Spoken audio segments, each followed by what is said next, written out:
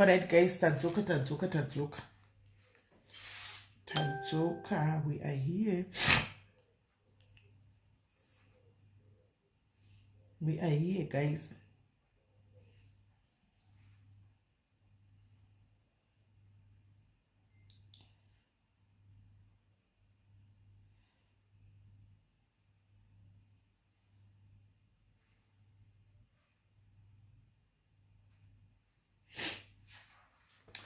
Tadzoka guys, tadzoka. Sorry mamukasei, sorry kabaya ka live button makuseni kanaka. Ndatongosangana unazvo ndichibva kana ndichibva kuseni kunoko.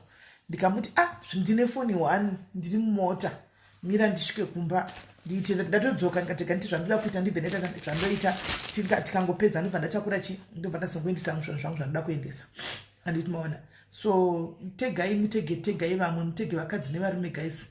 Mutege muone zviri kuitika mukati muupenyu hwokurarama. Life is not a joke guys. Life is saka ifoni yanga ichidaro. Life haisi joke guys. Mupenyu vanhu vakaomerwa. Mufunge mukati muupenyu vanhu vakaomerwa zvokutodaro guys. Zvinhu zvinosangana nevanhu zvakakomba mukati muupenyu. Zvinorwadza, zvinoshamisa, zvakangodaro. Anomaona. Saka guys nyaya iyi yandigwadzayo kutaura chokwadi yandigwadza but sometimes nongorwadziwa indatojaira kurwadziwa mazuva ndosandona mazuva ndinika I don't care attitude kamwe kandinako so ndajaira kurwadziwa muzati ndakazodzidza kuti vanhu vari kusangana nezvakawanda pain unopesera kunzwa zvimwe zvokuti unopesera ngoti Mwari hameno saka ndokurarama kuri kuita hameno zviri kuitika mukurarama anomaona saka muchiona sometimes ndinomboita chimwe cha I don't care attitude so kengoti I don't care kana muri mumakomenti ndinongokandawo zikomenti rangu ndichinda anomaona because zvinorwadza indazvijaira manje ndati ene zvinoda kuti ndichijaira chimwe chona unonyatso uri mukadzi unonyatsoona uchibatikana kuti but ndo zvinenge zvichiitika right ndoda kunzirai munhu yataura nyaya yake guys ina handisi ndi kutaura nyaya dzevana nditi munhu anenge ataura nyaya yake ega since ndadaro ndandichikuti iyi ndiyo ichi ndo chinokupedzai mapundu ichi ndo chinokupedzai mapundu nemavara eblack amuna waya ichi chinonzi ichi acne and black spot corrector ichi chinonzi acne and black spot corrector ichi ndo chinokupedzai mavara nemapundu ari kumeso ichi asi kuuk yuko chakangopera mudenga ichi chiri kutodiwa ndashaya kuti ndo chidiko izvozvi chakapera kudhara chinodiwa mudenga ndosaka nchitodwe kana uripo uri kuendawo kuuk bedwe kana kuti uri kutoyawo kuno ungondiudzawo zvisasi vako naye asikana batsirawo zvechembere yenyu naye asikana papa mondituka kamondibatsirawo kutakura mafuta muchindituka henyu muchindibatsira kutakura mafuta muchindituka henyu asi mafuta nchikutakurisayo hanomaona saka uripo uri kuendawo please tumafuta twakapera utwo charewo marosheni ndawa kuti afamba mufambiro umwe usingaiti saka naye chikumana chungu ungonditakurirawo chiro kati ndibhadhare ndobhadhara hanomaona chiro kati ndibhadhare ndobhadhara handiti maona ichi hanomaona ndichekumeso ichi 300 rand ichi 300 rand namba dzangu chokuda ukaenda pafront page dzitoripo hanomaona iyi ndiyo lotion yacho ichi ndo cream yacho iyi this is the cream it's not a lotion actually it's a cream kuzimbabwe kunde sinotumira nebhasi epigmentation icho iyi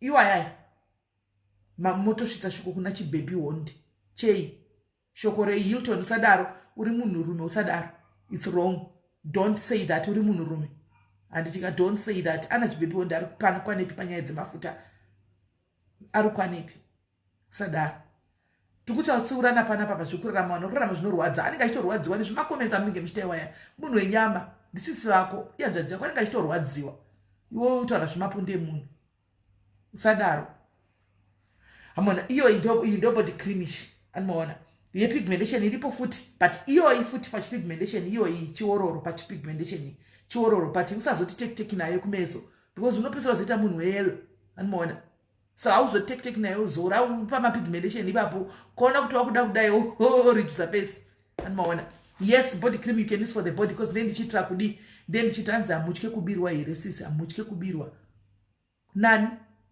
kubirwa chi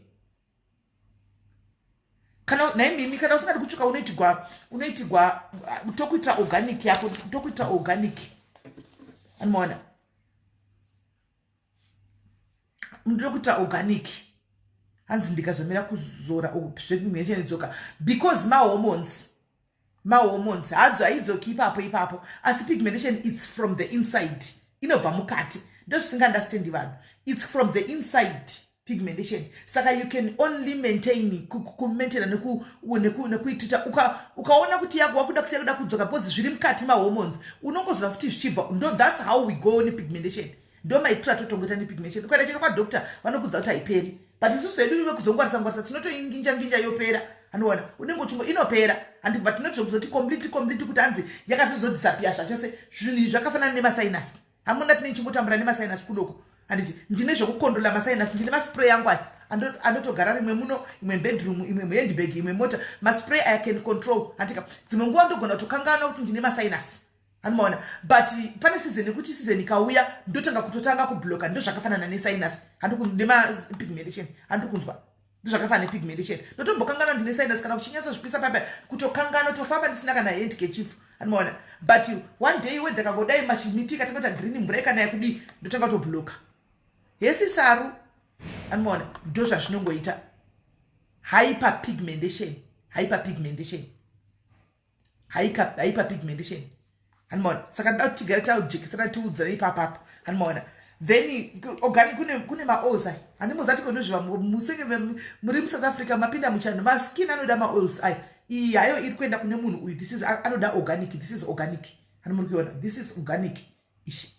this is organic skin inoda maoils aya saiko zvino munoparuka panopera winter munenge mava zviomvu sekuno kuSA anoona vari kupindawo musamawo futi handitika use again musama anoona just to maintain your skin unongohwa kuti zvinhu zvako zvinenge zvangokuitira handiti hanzi hand cream please tikuida hand cream asati ndakuita handisati ndamboita hand cream hanzi ichi chispray neni ndinacho maspray tinotogara nawo ekuspraya masinus aya totogara nawo maspray hanzi mafuta enyu shashakani kumeso kunoita kunge garo remwana muchechi thank you D is my customer D anoyuza mafuta angu asi zvokunyepa thank you wataura hako nesinga kutora masteva amwe havadi kutaura havadi kuzikama kuti vanenge vachishandisa vachizora handitoona saka sikana wataura wega kudai so zvakafanana nevanhu nemadiaries angu ane utsinye maskini avo mukamaona guys havakupi mapicture maimwana unongoyaonzi SIS MELLY musaposte honai skin yangu kusaka unonditaridzirei ndipe ndiposte anoona ndipo ndiposta ndikazotangwa namamatu vayo vakayakati SIS MELLY hazvina skin dzedu taitombonyara ko zvine zvibhoo zvokupostai havadi kupostiwa vanenge vachinyara veduwe but vanongokudzira macomments imomo kuti skin bhoo zvokuchendipa zvemapikicha before and after ndikandi zvapungu zvemanikikira zvini hanzi inonzi flomist spray inonzi flomist ina handina manakuzi handina manakuzi ndina manakuzi handina manakuzi nokuti nakuoil ndinayo handina manakuzi kuCape Town iri ariko agent ikoko ariko panze magara matema unongozora iwaya magara ako anongotsvuka zora iwaya magara ako anongotsvuka zora iwaya magara ako anongotsvuka zvose nemumu zora unongotsvuka animaona right hanzi masinus are defeated munhu wese masinus ari kunesa munhu wese shamwari aya mafuta emunhu andikugadzira right saka ndakubata munhu wedu guys timunzwe nyaya yake gai timufonere agara angouya tinzwe nyaya muzvinzwire right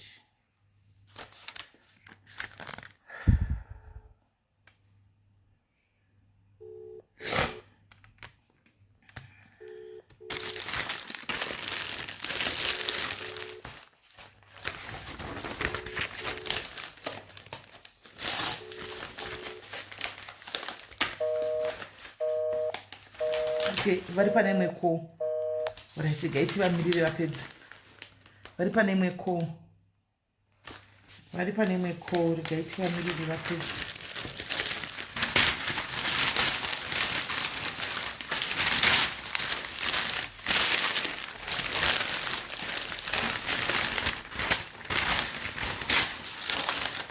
gaiti vamirire vapedza hanzi do you teach that yes HFP yes HFP yes I do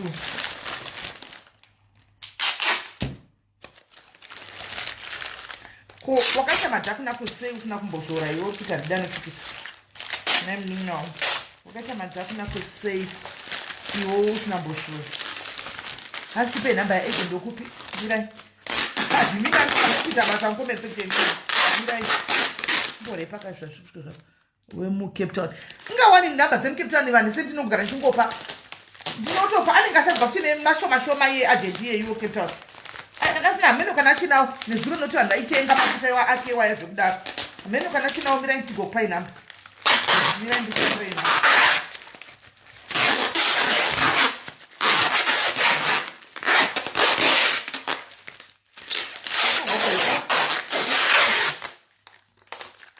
zvokuti kana wakusvika kusabhazi kuenda kwaremari vanoti 200 200 muna mapepa isaya makastoma isaya ndofanira kuti nditumire mafuta avo handiti maona so nhasi ndichange ndinyaya dzemafuta izvodzoti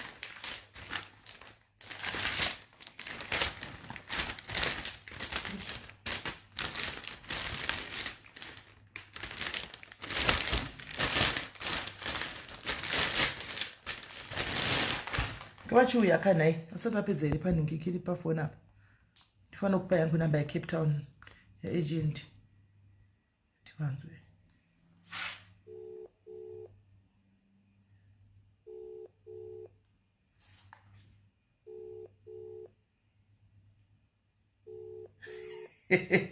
hanzi chera nachera jobeko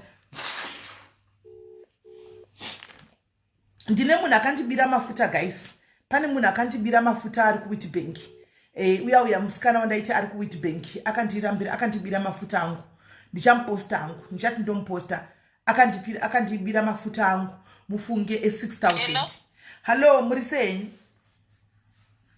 mushe tave palive asikana so nyaya yenyu inorwadza muri kuadvertisa zvemafuta ndatopedza izvozvezvo ndambotora kufonera yanga iri engaged right saka ndave palive izvo zvanhu vakakuteererai nyaya yenyu yamandiudza nditi ndichikuti ndikutobuda mujimu vedu wezvakaoma saka nyaya yenyu tave palive kuti mubatsirikane musasiye udzai vamwe anomaona udzai vamwe kubva pekutanga chaipo chaipo nyaya yenyu nyatsosanangurai vanhu vanyatsonzwisisa munzwe upenyu asikana tozotaura zvimwe mapedza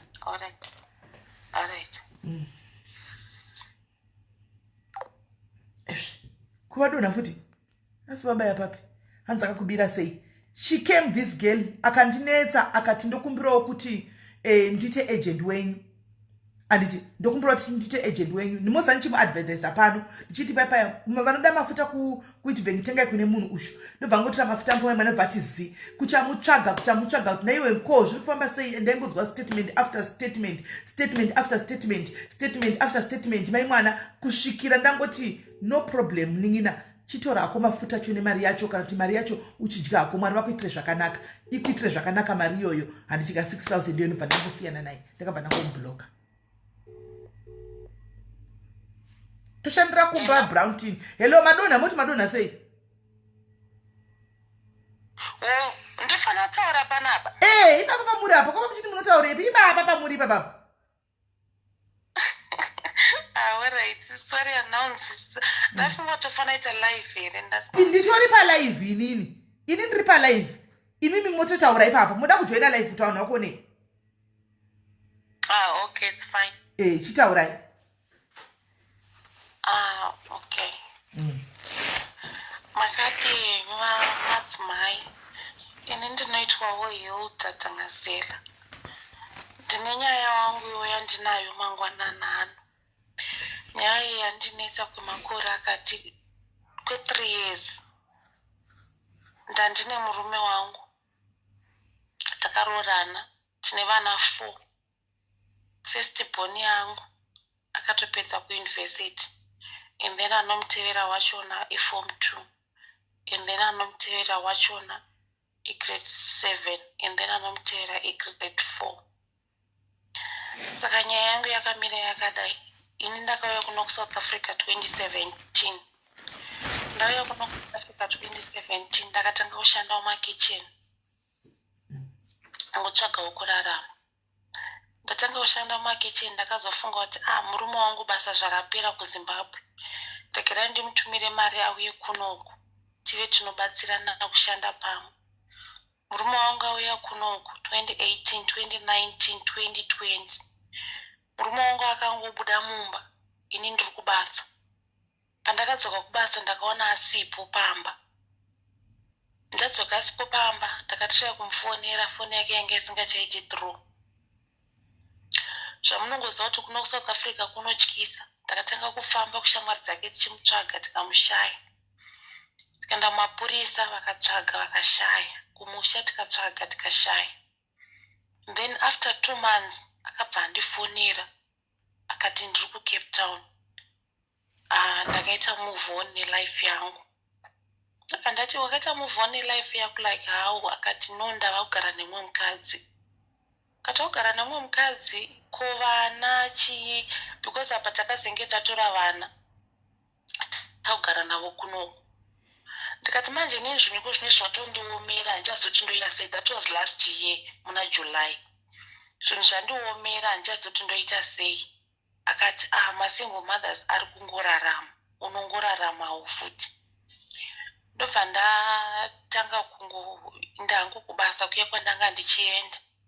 Ndobva ndaudza umwe murungu andaishandira kuti ndokumbirawo mari yokuti vana vadzokere kumusha. Ndobva andibatsira, ndobva vadzokera kumusha. Vana izvezvi vari kumusha. Saka aiti kana iye kana achida kundifonera ndopa anoshandisa rimwe line, kana apedza kundichifonera obva arasa line iroro. Saka kubva ipapo ndakatanga kuita BP, stress, migraine headaches. Saka ndakazobva ndatanga kusaona zvichikonzerwa nemaBP andanga ndakuita. Ndichikodona vasikana. Upenyu hwakatanga kundiomera kusvika pari nhasi. Zvino hazvina kumira zvakanaka. Apa izvozvo handichaoni nenyaya yemaBP. Apa ndakaenda kumapublic hospitals kuti vandibatsire nenyaya yemaziso. Unongoziva unyika mako. Zvinhu zvinooma vasikana. Zvinhu zvakandioma. Kutaura kuti aizvitsa handichaoni vasikana. Ndokuma madhokta vakati vanga 7,000 kuti ndigadzirwe pangu ndione. Saka ndandikuti musikana kana pana anokwanisa wake kundibatsira ndigadzirwewo maziso angu ndione ndishandire vana vangu. Zvinhu zvakaoma. Apa kumba kwedu kwacho ndinione ndozivo ndiri nani. Vana vangu izvezvi kuchikoro vanongodzingwa nenyaya yemaschool fees. Inini wacho kuno zvinhu zvachona zvatondiomera. Apa ndakatozoti mwamunini wangu akauya kuti andibatsire. Asi kuona kwakundinetsa nokuti pamwe ndinopota ndichidonha. Vanhu vachonawo shamwari dzangu munoziva kana zvinhu zvaoma vanhu vanokusvipa. Upenyu hwandiomera vasikana. Ndibatsireiwo. Ndiende hangu kumusha kana ndichita hangu kana business. Asi chandanga ndichinya kuda kuti hangu ndione, ndikaona hangu ndoshandira vana vangu. Yangu. Murume watiri kutaura nezvake uya ane makore mangani? Ane 46. 46. Kutaura baba vakuru, sekuru. Baba vakuru chaivo chaivo vane 46 years. First born yenyu ane makore mangani? Kana kuti ari kuita chii? Ane 24. 24. So this was a marriage of 24 years. This was a marriage of 24 years, guys. Nyaya yandirwadza ndiri kunyepa. Muna murume hasi mwana mai wako. Vana bhangu ava vasi vana mai vedu. Handi mazviona kuti anokufuma kakuchinjira. Mai ava vakatora vakauya muno zvinhu zvitanga kuoma kuZimbabwe. Vakati regai ndiende kunotsvaga basa, vakapinda muSouth Africa kuwana basa ravo. Vowana basa ravo. Vakati rega nditore murume tibatsirane. vakatora murume. Remember, this was not a boyfriend, guys. Vane vana 4 nemurume ushu. First boy ne 24 years.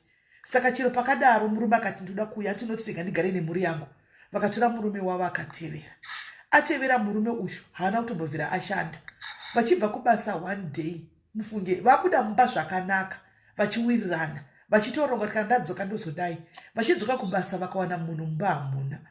Vakati hameno munhu paari padhuze nditsvaga munhu pamwe pane paapinda. Vaone nguva dzainda vakataka kutsvaga kuti South Africa munotyisaka munhu asiri kubatika munhu ari kupi zvaita sei. Antimaona kwakutaka kutsvaga munhu paya munhu angabatiki. Fona ichapindi ndokutoripota even nekuhama nekupolisi missing person. Mufunge mona zvinotyisa kuti wango mamuchiuya hapana chauri kumbofungira unongobva kubasa munhu hausi kumuona. Guys, hembe dzake dzirimo mangotogwa shoma unogona kutozviona kuti ndozvitoripo. After foni vari kungoizama foni yakatoza ichatopindi yakadzimwa. Foni iyoyo yakazonzi yakapinda after 2 months. Mufunge vatoripota vachingotsvaga munhu. Munhu ndopakavaudza kuti shamwari ndakaita move on upenyu ndakaona mukadzi. Zvinoreva kuti mukadzi uyu havana kumuwana muSouth Africa baba ava. Baba imi munogona kunge makatarisa muri pano. Kana kuti mukadzi wacho anogara nababa ava unogona kunge wakatarisa uri pano. Mazuvano hakuna vanhu vasina maFacebook. Vazhinji vanawo maFacebook ava. Ndo mai vaya vamakasiya ava. Mudzimai wenyu wamakasiya ane vana venyu 4. Maunza vana futi kunoko. Mchiti makuita life nevana kuno kusvikira mukadzi adzosera vana kumba. Mudzimai wamakaudza uya kuti chenderera mberi nelife yako ndakaita move on ndakawana mwe mukadzi akati ko vana ndodini mukati zviri kuita zvinoita mwe masingle mothers mukatofuratira mukafuratira zvachose nevana ne makafuratira mukadzi makachitetasa vana venyu zvanga zviri nani kufuratira nevana 4 vamakaita namai avo. But zvisinei hazvo baba tinoti kwamuri enjoyai munakirwe zvikuitirei zvakanaka. I know kuti shoko richasvika ende pamwe makatarisa. That's effect. Amai chekuvanza hapasi sina. Stare murume nyanzani. Obet. Antipe star rakakwana. Obetani. Chekuchavanza hapasi sina amai. Munhu uyu akakutsvinyirai. And when you were at your waist akakutsvinyirai. Right now muri kusafa kusvika pakuita blind. And ari kugalavhanda, ari kudya nyika rutivi, ari kuCape Town. And saka chekuchamuvanza kana kumuprotecta hapana. Kuuya papublic kudai sokutsvaga rubatsiro handiti kuvanhu vamusingasivi. Hapana chekuchamuprotecta. Matanonzi Obetani. Chamunorwa. Obet chamunorwa. Kune vanoziva Obet chamunorwa. Muzimbabwe munobva kupi? Kumasvingo. Yeah. Obet chamunorwa. Kune vanoziva Obet chamunorwa. Munosvitsa shoko hanzi handitika nemudzimai wakasiyana vamwe mai vanga vanhu vachitaura nemudzimai wako aiwa life ikuitire zvakanaka ikoko. Hatina hedu mashoko mazhinji. Mufarisise mugare zvakanaka kwamuri ikoko mutava. Hatisi kuti dei wakadzokerana namai ava asi tiri kuti masiro awakavaita. Right now she's now blind. She's now blind neBP. NeBP nestress nokuti vanga vasina kuzvitarisira. Munenge usina kuzvitarisira muforeign land guys. Unenge usina kuzvitarisira muforeign land. Hanimaona Obet chamunorwa aiwa zvikuitirei zvakanaka hanzvadzi. Marriage yenyu ifambe zvakanaka muropafadzwe. Zvinhu zvikufambirei hanzvadzi. Ndo mashoko andogona ngokuudzai. Handisi kukukesai, handisi mudzimai wenyu. Asi mashoko andatotauraiwa ane simba. Ane simba chaiko chaiko. Hanzi tamuona aripo paFacebook Obet chamunorwa. Handazvitaura kuti angashayike paFacebook. Hazviti. Zvisinei baba hapana chaka. Amai makaenda kuchipatara. Handiti mukanzi ane sari rimwe riri pakati rinonzi Elias. Aiwa. Anongonzi Obet ningikiri chamunorwa chete. Chamunorwa. Alright. Saka imi pamakabva kuchipatara nemaso enyu public hospital mukanzi kudii? Ndakaenda ndobva vanditarisa ndobva vanditizvo you need glasses. I am not blessing him chirantu. Hold on. I'm not blessing him. Ndateta munamato wakasimba ipo paya. I am not even blessing him. Blessing him unopiwa nemwoyo wakachena nemwoyo wakasunguka. Kana ndichitaura ndichiti ndikurwadziwa tambodonedza musodzi. Ndokuti Mwari vakuitire zvakanaka zvekufambire. Do you think it's a blessing? Do you think it's a blessing? Ndadonedza musodzi apa. But ndadonedza kuseri kwekamera. Ndiri kutaura kuti Mwari vamuitire zvinhu zvake zvimufambire. Do you think it's a blessing? Do you think it's a blessing? That's not a blessing, my dear. This is the worst prayer ever. My sister, kwakanzi kudii kuchipatara? Vakanditizvo you need glasses because vanga vasina kunyatsoona kuti ndofunga kuti blindness iri kuuya. Ndobva vanditizvo ndobva ndadzoka futi ndobva ndadzokera futi. Ndobva vanditizvo maziso ako ari kuita like ane tsanga mukati unozodzoka futi ndobva ndadzokera futi ndobva vanditi izvo pane nyama dzakutanga mumaziso mako ndobva vanditi unodzoka futi ndobva ndadzokera futi but vanga vasiri kumbondibatsira vaingotaura zvinhu zvokuti havana mbobvira vandibatsira up to now saka ndobva ndazonzoona umwe munhu unoenda kwaprivate because vanhu vemunomiko zvinhu zviva kunetsa like maforeigners ndobva ndaenda kwaprivate umwe munigerian ndiye akazonditi zvokurudiwa 3.5 kuziso 1 and then obva apara maziso angu and then aitoti rimwe ratona ratosvika pamboni that's when siri kunyatsoona saka hanzi panogona kuitwa se pane plani here kana kuti hapasina zvakatovharana avaiti kwanzi izvo anobvisiwa maziso aiwa vanobvisa that growth yakuvhara maziso yacho hanzi mari vakati 7,000 7,000 maziso kuti muitwe izvozvo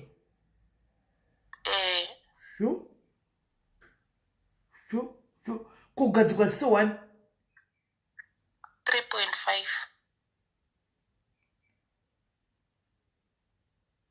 because rekuleft is completely harichatonyatsoona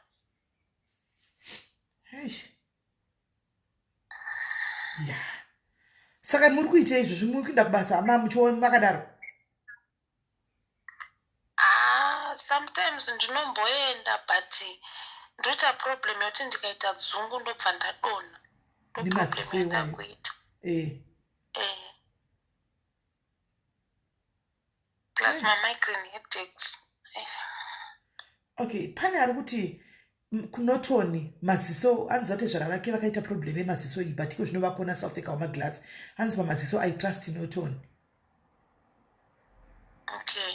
ndo zvaari kutaura animaona saka imimi after mapariwa maziso aya muzodii what's the next plan ndandifunga kuti kana ndapariwa maziso ndotsvaga basa ndotanga kushandira vana mune blood pressure makabatwa blood pressure ndeye yokuti inongouya like pai pandinonyanya kufungisisa paya topa inongoita and then yozongodzikirayo down saka kuprivate hanzi but hanzi kunotoni mahara ende vanogona but kuri booked kusvika next year manje ipapo kagais pakuzobhukiwa kusvika next year anenge achiita sei aniti akanzi joina masingle women anenge achiita sei nevana kuzimbabwe nari kuzimbabwe uko kwanzi kuri booked kusvika next year zvekunotoni izvi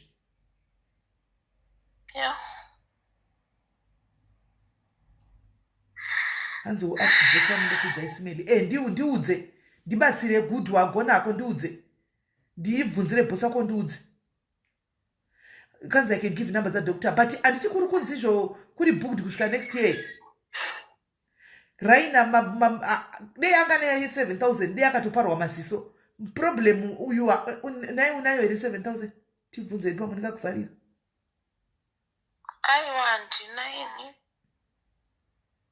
ndakatopariwa kudhara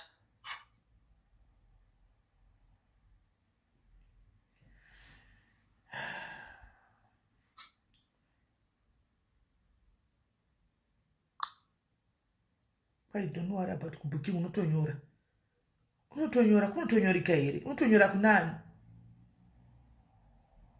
panotonyorwa kunani naye kana zvichiita ainde kuzimbabwe anotonyora abhukiwe kana pachigona kutrust kutonyorwa kwachona tipei nhamba kana kuti tiwe kuti anoda kutonyorwa sei tiwe kana zvichiita ainde ake kuzimbabwe anopariwa kuzimbabwe ikoko nokuti ndikuona kana muri kungo 7,000 rands ndikuona vanhu vakawanda muri kungo you are vouching for this notoni hospital inandizivi yangu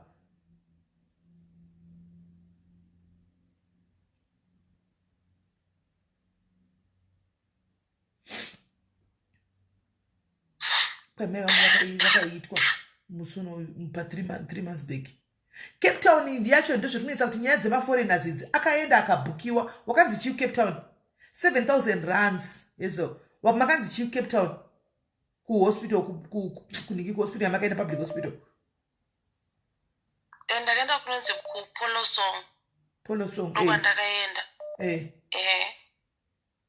Vane vachingoramba vachingopostpona madhetsi avo. Pamagumisira kuenda makanzi chii? Vaingoti hanzi zvononida kuzopariwa. And then ndobva vazoti zvine nyaya dzemacovid. Iko zvinezvi hatisi kutora vanhu. Kucape Town kwacho kwamuri kuti ainde guys, anoenda kuCape Town kunani? Anotora Cape Town kunani? Unogara kupiwa? Imimi. Togara Joburg. Anogara kuJoburg. Kucape Town kwamuri kuti anoenda kunani? Anenge achiindepi? Kana muri kumupa accommodation guys, tironge kauyeyo Cape Town.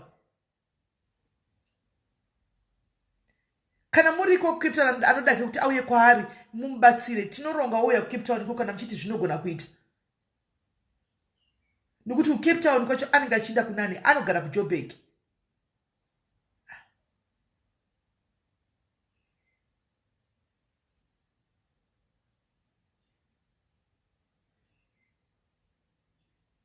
Kwanzi pulo song inonetsa. Ndokwandakaenda iko. Kwanzi Cape Town best for eyes. Saka vanosvika vachimuita there and there here. Vanosvika vachimuita there and there because ndinachahwisisi guys, mauye achawandisa. Vanosvika vachimuita here tironge auye.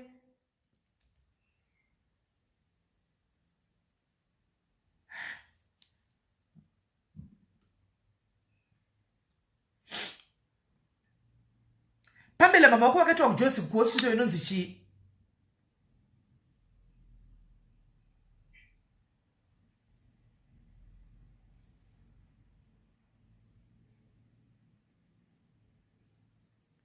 Right.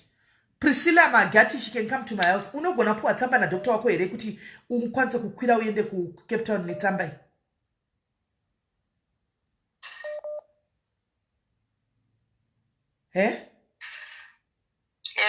Hello. Pane una ari kuti unokwanisa kuya kuno unogona kuona tsamba here kubva kuna doctor wako oenda nayo Cape Town kwari pane munhu ati ofa kuti unogona kuya ugare mumba wangu kusvika wapora Cape Town. Saka unogona here kuti uwane tsamba kuti usvike uchiitwa fast kuhospital kwacho ku Cape Town. Ndinoenda kuhospital ndonovati vandipe tsamba. Priscilla Magi, ndokumbira kuti undibate ku WhatsApp kaundipe namba dzako tiwane kucommunicate. Ndokumbira undibate. Ndichahwisisi manje. Kanzi Cape Town you also book also for waiting list. Saka ndichazivi guys. Ngataure izvo zvinobuda guys. Ngataure izvo zvinorongeka guys. Nokuti muri kuti vanobhuka futi ku Cape Town kwachona. Saka poitwa sei?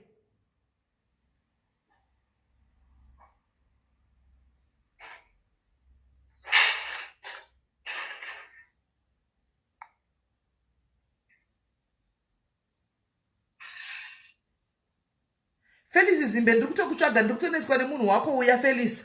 Nditonetswa nemunhu wako uya kuseri kuda wane kunetswa kunziveni kana sana mbata mani mi Felix. Felix undibate kuseri shamwari ugare wazvipedza. Ndanetswa nemunhu wako uya. Naisaka toita sei guys? Kationesane toita sei, what do we do? Kuti aende kuzimu ndikachifunga kuti anoda mari kuti aende kuzimu. Anoda mari yekuti aende kuzimu guys. My sister, kuzimu kuri kutaurwa kunzi mukanzi iva mwakuti ivhiri kumogenesta but kuri kunzi unofanira kutanga kwabhukwa. That's the problem manje iripo kuti unofanira kutanga wabhuka. Animaona? Kumogensta. Kwanzi kunotonuku kunobhukiwa and then kukanzi kumogenesa futi kunoitwa zvekupariwa maziso. Iwe ungaprefer kuti wakupi? Zimbabwe kana kuti kunonoti kana kuri Zimbabwe titsvage mari yebhasi tikutengere tiketi uende kumba unoitwa kuZimbabwe. Ndonga naitwa kumogensta. Woda unoitwa Zimbabwe. Alright guys. Saka at least kumba ndingachiona vana. Andika ende kumba kuri nani unoona zviri nani kuti uinde kumba ndati unditeerere zvakanaka mainini zviri nani kuti uinde kumba for now andika kune vanhu variko uchienda kuhospital kumogenesta unoparwa maziso kana maziso ako anaka you come back auzvioni enda zviri right kuti maziso ako kana chinga anaka wapariwa wodzoka iwe chero kazoti SIS MELLY ndokumbura uchi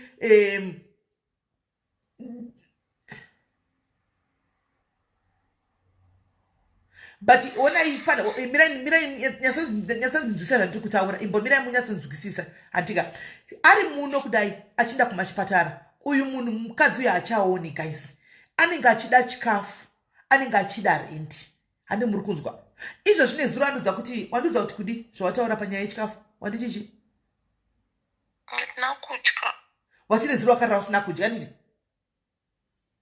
saka kana ari kuzimbabwe kuvana vake zviri nani guys zvimwe ngatirege kuramba takabatirira muno muSouth Africa makunetsa kana uri muforena une passport ndinayo tatenda kuZimbabwe the best asikana tingasara tichingotaura zvinhu zvakawanda wanda tichitsikira nyaya dzemuno idzi kuZimbabwe they are best doctors as well andimaona they are best doctors kumba anenge ane vanhu andimaona kumba anenge ane vanhu ane chi because right so as it is right now hada munhu kuno murume akatiza vana vari kumba and that means everything chinenge chamirira pano padiaries hanimaona chinenge chamirira pano the best way is ngainde kuMorganester chatingaita pano guys let's make sure we buy a ticket for her antika aende kumba kune ane mwana wakane 25 years and kuZimbabwe oenda kumba ononyatsonorapwa onobhuka kuMorganester agere kumba asina stress because stress imwe iri kunzwa nekufunga kuti vana ndivapei kumba rent ndobhadhara nei ndikunyepa here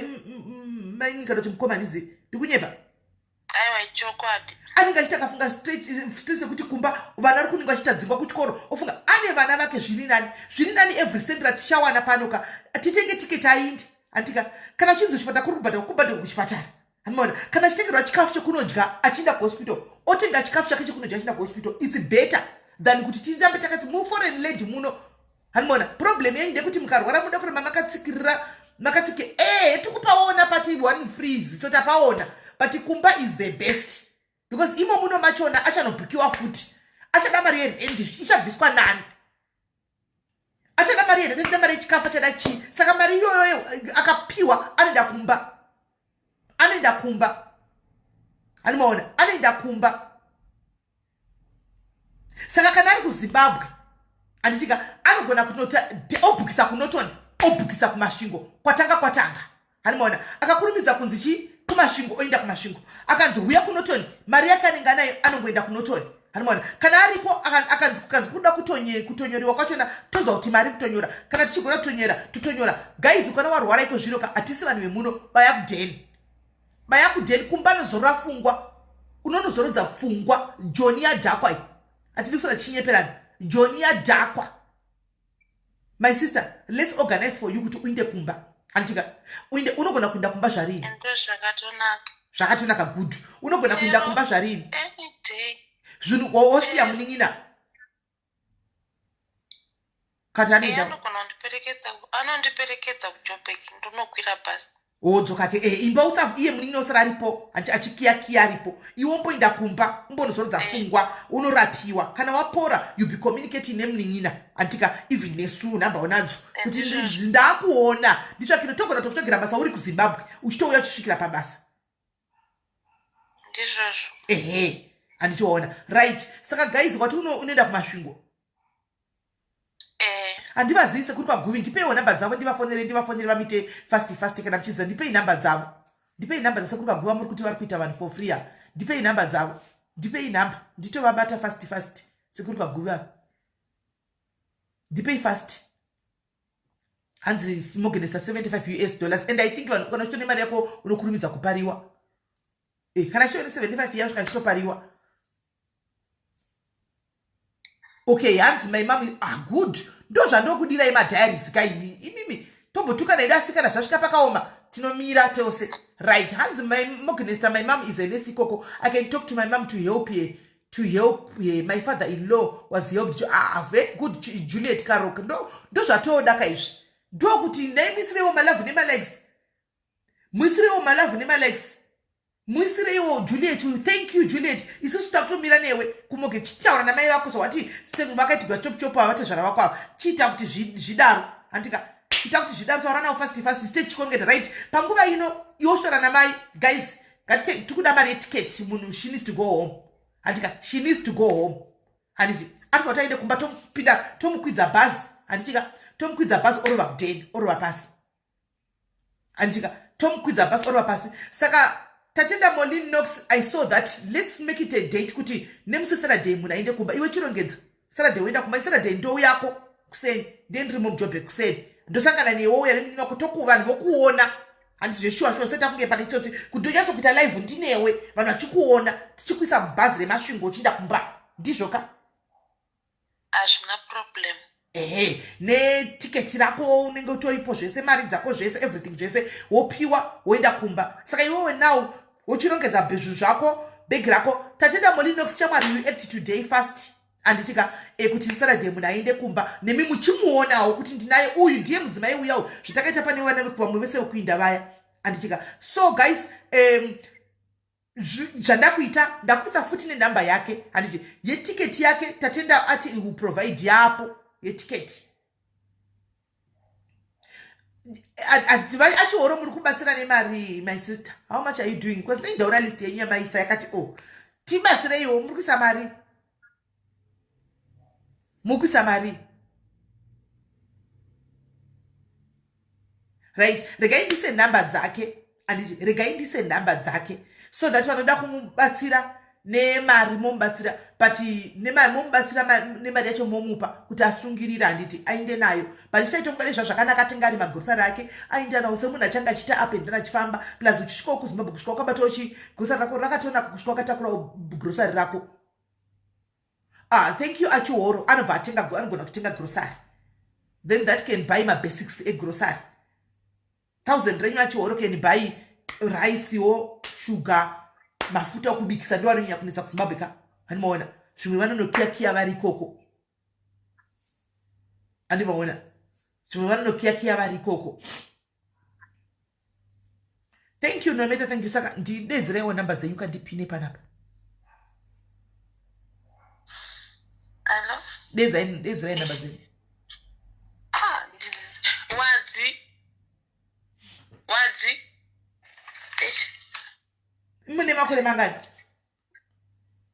Ndine 43. Zvatakadoenzana naye vedu zvakaoma skani. Ndokuso. Ndiyo yamuri kushandisa paWhatsApp here? Ndiyo. 078. Iripo. Mira. Ndiyo. 385 9160. Sita touch kudi. Hilda. Right. Namba dzake idzo. Right. Namba ndaisa hapo. Ndaisa namba dzakapa. You can do e-wallet to a number. Ndaisa namba dzake idzo hapo. Andichika namba dzake vakoma obviously ndakazvarwa December. It's obviously muri kuzvimberi mbijana. Anditi muri wa December. Ndio mna March. Muri wako. Saka vakoma inzwaika.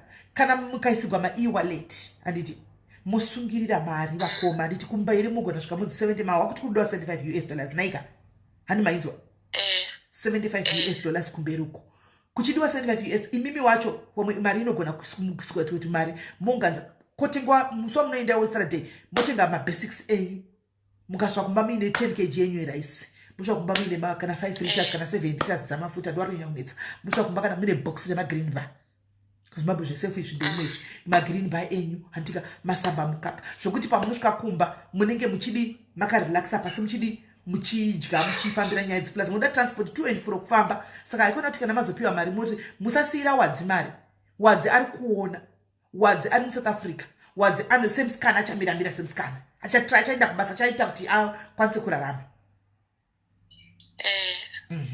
right saka zvatichaita imimi nemusi Saturday nini chataura nemi tosangana kuseni motorongedza anditika then we make sure kuti matokwira ticket renyu rapo ndine mnin'ina wangu atatotenga ticket mnin'ina wangu yeye kana atoti ndotenga ndotomutemba anototenga ticket mnin'ina wangu chai anditika ari kutengera ticket saka atenga ticket pane atachaisa 1000 yake muri mchazodi ndomuperekedza kubhasi ndikumuperekedza kubhasi ndichatomukwidza mubhasi ndina ndakunda kumasviko ndichatomisa mubhasi manozatafamba zvakanaka vanofamba neva zvakanaka vachinzwisisa kuti hanyatsoona ndichamuperekedza kubhasi ndosangana naye ikoko ndoenda naye kubhasi ndomusiya apinda mubhasi bhasi ratosimuka imimi muchatomuona ati muda kumuona haniwe muda kumuona nekuziva kuti mari dzafamba seidzi eka saka ndichatoita live ndinaye anditi muchimuona kuti ansara date titi kushumbresi remember kasara date tichinda ku broken crayons can write ku handiona maskati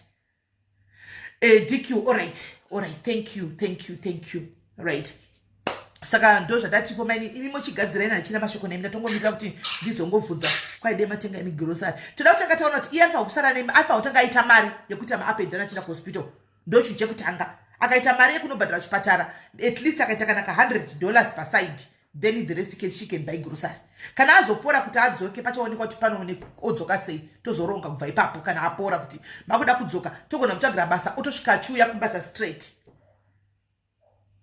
saka shumbresi tosangana Saturday iyoyo because remember kati hausi kuenda here shumbresi kuningi kufunction mibva vanotongouya katinde because musi woyo futi Saturday pakafuta kuita njambanja Saturday pane njambanja inenge ichaitika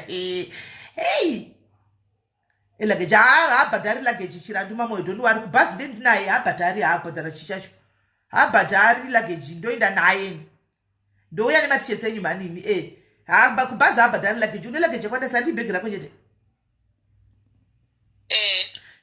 chero dei anga naye luggage vetomeka shot haabhadhari kubhadhara chichacho haabhadhari toadvertisera mabhazi avo everyday vachivamaketera mabhazi avo vachiona makastoma kana ndauya nemunhu wangu anoti ndaya nemunhu uyu ngaende kumba hakuna luggage inobhadhako handiona chero denda ndisitori pasina katonaa ticket ndaitonorizina kusvika vamutakura mutambai tovamaketera mabhazi avachizara apapa imi mutambai handiona saka maini ndichizororai henyu mwari vapindira mwari vakunzwai handitika imi mochigadzira monogadzikwa kumba techingozonzwa nemuti zviri kufamba sei mave kumba ikoko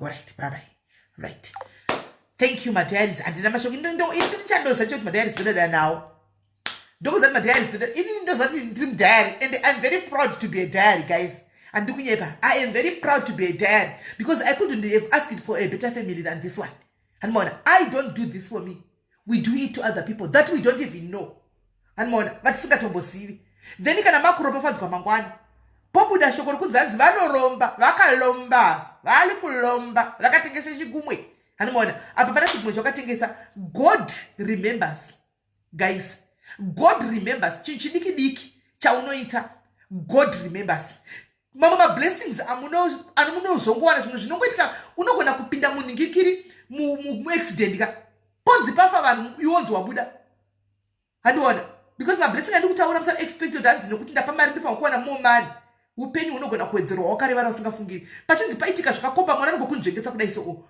mwana anenge varangarira chawakaitira munhu paya hanzi vana vadai so but wenyu apunyuka asara mwari vanorangarira vongonzvengesa mhuri yako inongove protected zvako zvinongove protected so hanimona uchitambira mari shoma shoma you can afford to build a house you can afford to do so many things mwari vanenge vachingopindira mari iyoyo vachingoropafadza saizvozvo hanimona saka zvese zvamunoita it doesn't go in vain guys and chinhu one ndakukudzai musa expected hanzi ndakapa ndopuhwa mari amupuhwi mari mwari anogona kutokwedzera makore vamwangasara nemakore 5 ekurarama mwari munorangarira zvawakaita zvakaitika pana Hezekiya zviya vorangarira zvawakaitira munhu vowedzera mamakore ako futi 10 ekurarama watove ne15 years dzimwe dzekurarama andimuona saka I'm very proud to be a diary ndinofara chezvezvo ndinonyatsa kuhwa kupombonoka pakadzima chino ndikavaona madhera chindundura mustiti munotofanira kuseka nechimundura yenyuzvi kuzvebasa rei asi tichazosvika pandabatsigwa munhu vanombokangama kuti vanombondundura vomboenda pasaidi tomboita zvoda kuti ipapo todzoka kunoundurana handimaona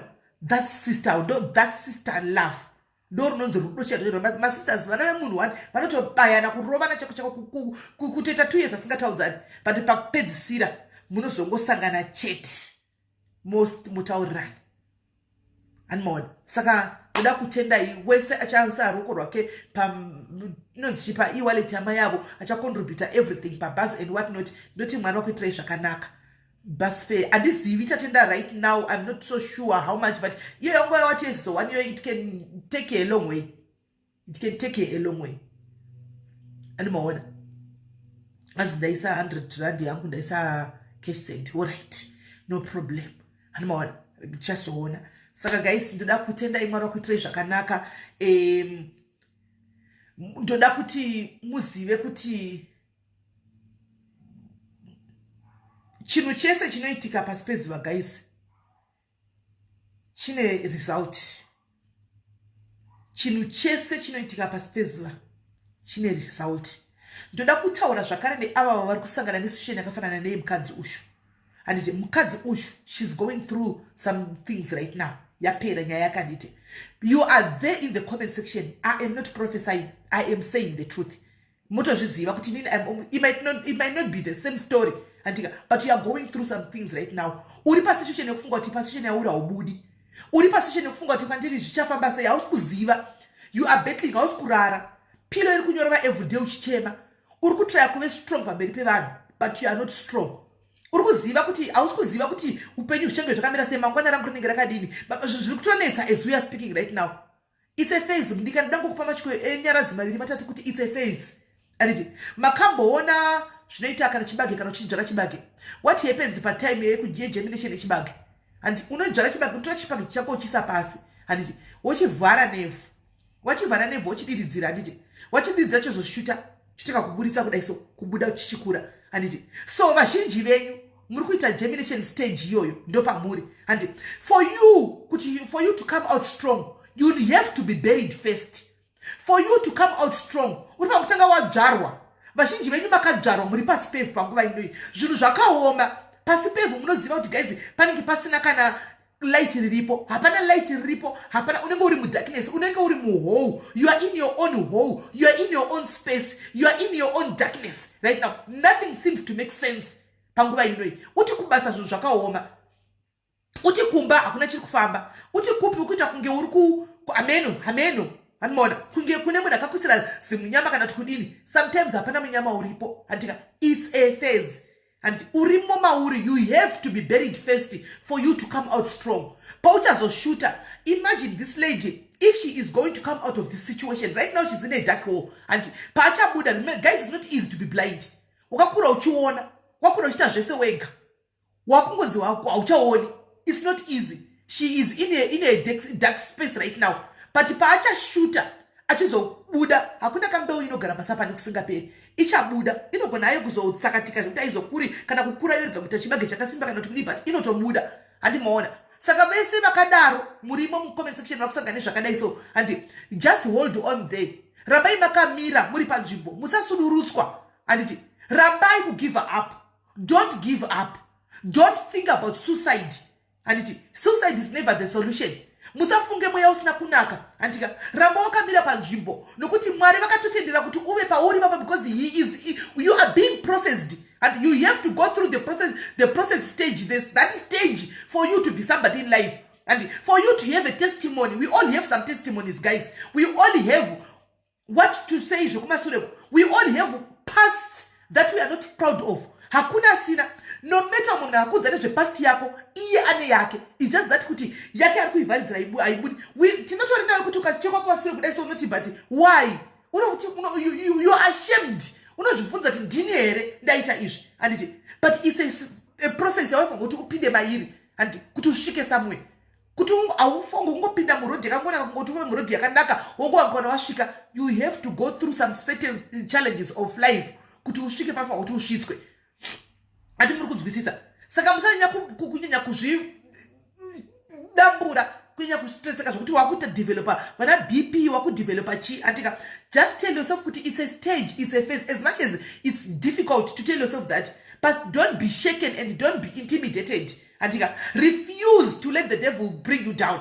Refuse kuti urambe wakatsikirwa uri mudhako uchasimuka uchabuda pauri papo. Remember vana veIsrael guys paifamba chibva kunyika yeKenani.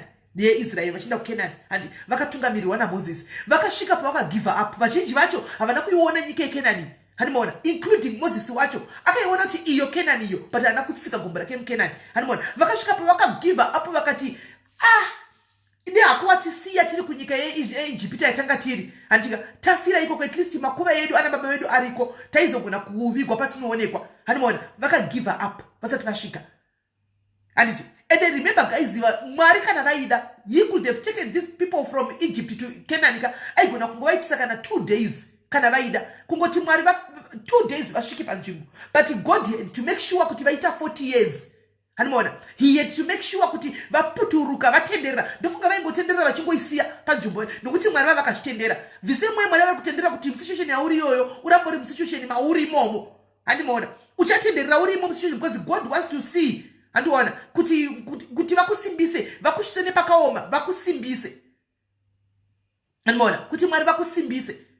Vakasvika pakugunun'una vakati iwe Mozisi wachiparira nekumakuva ane madzitateguru edu akasara kuIjipita nevakarega kwatakafira ikoko hona iko zvino kwatiri kuenda hatisviki hechi vakakomblena vakanyunyuta vakagive up vari parodi. So what am I saying to you mudikani varipo madiaries angu apa who are going through some challenges of life kuti they cannot come here and share their stories with you. Vakaremerwa vakaomerwa vamwe vacho vanongori neego yave kuti I can't go and say this pavanhu but haagoni kuti adii kuzuva ranhasi. For example Gezimos uyo my sister atoya akati that's exactly what I wanted to hear today my sister. It simply shows kuti she has some stuff that she's going through. Andika zvanga asingazive kuti outcome yakamira sei. Ndinoti ramba wakamira ipapo tese tinopinda panguva idzo dzofunge mudikani ramba uripo. This process is God who is allowing this process kuti upinde pairi. Ndiwo vakatoitendera handiwazviona. Ndosaka ucharatidza nguva muroyi kame nishungurudza mweya wako akakushungurudza nyama yako akadii but mweya wako akwanise kubata because une muridzi. It belongs to someone. Hanimona, saka rambai makamira panzvimbo. It's a phase. One day bring those testimonies here kuti there's a day ramakataura zvakati I was going through some challenges but nhasi I am stronger than ever. Hanimona, God allows certain things to happen in your lives kuti ukuru hwao huonekwe iwe wacho uve netestimony because munhu wese we should have some testimonies in life and I believe we all have some testimonies in life. Kana wakambopinda pamwe panhu ukabuda une testimony. Kana wakambotambura mwana ukazomuwana une testimony. Kana wakambobuda muaccident wamwe wafirapo une testimony. Kana wakamborwara cheko mupanhu wokurara pasi ukamuka une testimony. Handi kana wakasvika pa 40 years 50 years 60 zvichinda une testimony because kwawakabva ndokuombe kwawakuenda ndopadhuze. Andivazviona. Saka please my sisters angu nema brothers hazviiti kuvakadzi chete nekuvarume zviriko nokuti varume vanozvikura yamazivana nenyaya dzestress nedepression yekuti atedza kusati saka ndiri murume anozviandamaina saka ndiri murume pakuti kudii ndotedza kufidha mburi yangu ndiri murume pakai handike ndotedza kuchengeta mburi yangu zvakanaka zvinina ndizvidaridze vari kufa mazivano varume vari kuzviurayawo handika they are not strong enough kumirira kuti machallenges aya anouya achidarika. Hanimaona. So ndakuda ngokudzai nokuti isu takapinda nepakawanda guys. Tinosangana nezvakawanda. Ini ndosangana nezvakawanda ndinopinda nepakawanda. And asi ndinopinda nchibuda. That's a fact. Sometimes you might not know what I'm going through. Ndigouya ndigosekerera nemi panapa but ndichibva panapa ndoenda kana ndega ndovhara dhora ndotanga kuchema ndiri one but panapa tabva zvakanaka taonekana. Ndanga ndichiseka nemi zvokuti chifara zvokuti tu. Hanomuona. I go through that same phase of life as well because we all do at some point. Paupenyu tinotoenda ipapo tese. Tinotokufura nepo ipapo tese. Handimazviona. Tine vakawanda vauya panapa vachichema vachitaura nyaya dzavo handika but right now they are doing good. Tikavapa simbiso pano vamwe vakabatsirwa kuwana mari dzestati vamwe vakabatsirwa kuwana mabasa handitika asi right now vave pari nani. Mukurangarira mai vakazomboya vakaita give back to diaries. You still remember it. Mai vakumboya vakachema panapa mwana ari kuchaina zvo zvaoma vaisa mwana kuchaina muri kuzviziva Mwari vakapindira. And madiaries akamira kuti mwana wapedze chikoro kudiaries kuchaina. Handimaona akapedza vakazoti vakadzoka pano vakati ndiri kutsvagawo munhu wekuti ndibatsira chazotaka nekesipi yatakavapa and she gave back kune through munhu iye kuti makazva ndakaitigwa madiaries andisvikangamwe ndakubatsirawo ushu vakabatsira mai vaya. Handimaona. So madikani garai muchiziva kuti life ndizvo zvaitori. Ukanyanya kufunga manje nezvazvo unoita BP unoita stress kana une sugar idzi unobva waita blind. Saka musanyanya kufunga nezvazvo. Sometimes I don't care attitude chinobatsira zvakaoma I know but I don't care attitude chinobatsira. Ini ndine I don't care attitude chakatosimba masivano chekutosimba chakutoti handito ndechekuti ameno ikoko. Handimaona chinobatsira sometimes nokuti haunyanyo kufunga nezvazvo haunyanyo kudzikisa gejo ngozvoti ameno zvazvaita ameno ikoko zvazvaita. Handimaona ukanonya kugumigwa kuti wagumigwa story ingofunga story ya Job. Manzwa fungai story ya Job kuti but Job ko akauraigwa vana ini ndichiri kutoona vana vangu. Job sho kutorigwa mukadzi ndichine mukadzi wangu pano ndichine murume wangu pano. Job chokadi kuiswa maronda ini ndichine skin yakanaka. Handimaona asaka buda he came out strong imomo. Saka ukanonya kudzamira wakafunga nyaya yaJob inokucomfort kuti Job akazvipinda wani akabuda saka ndichabuda with a face. Handina chekudya nhasi asi imwe zuva ndichange ndinacho. Andimazviona. So madikani zvanaenda ngoti ndingokusimbisai. Nikuda kwenyaya yemukadzi uyu yaita kuti ndizotaura mashoko aya. Anzina ndine nyaya yangu. Alright, regai nditore vanhu 2-3 vanoda kushare nyaya dzavo 2-3. Pavakapinda panga pakaoma, pawakapinda. Pawakapinda panga pakaoma asi wakabuda. Come and inspire 1 or 2 people. 1 or 2 people, come and give them words of encouragement. Come and give them words of encouragement. Come and talk to 1 or 2 people. They need to hear your story. They need to heal through your story. Your story, at this story, your story should be a lesson to somebody else. Your story should raise somebody. Should raise somebody to have a better person. So if you are free to call numbers and call in, share your stories, tell others what you went through and how you came out of it. And gone are the days ekusekana danabu. Gone are the days ekutarisirana pasi. Gone andizi yangu kuti mazuva ano kutarisirana pasi uku nekutsvinyira vamwe. Amen. Andizi I don't know. Kuti zvichiko here. I don't know. Phone yako yakarebesa phone yako. I don't know. But kana zvichiriko chiri kuzvita mudikani. Zviya zvakasara zviya. Zvokutarisira mumwe vanhu pasi nekudi zvakasara zviya. Zviya ndozvo zvinonzi zvakasara zviya. Handiti ida munhu wese usatarisire munhu pasi munhu nokuti ukatarisira munhu pawakutarisira pasi mangwana achasumuka zvokuti you be shocked uchange wakuda rubatsiro rwake. Andimoona. Hello my sister. Hello.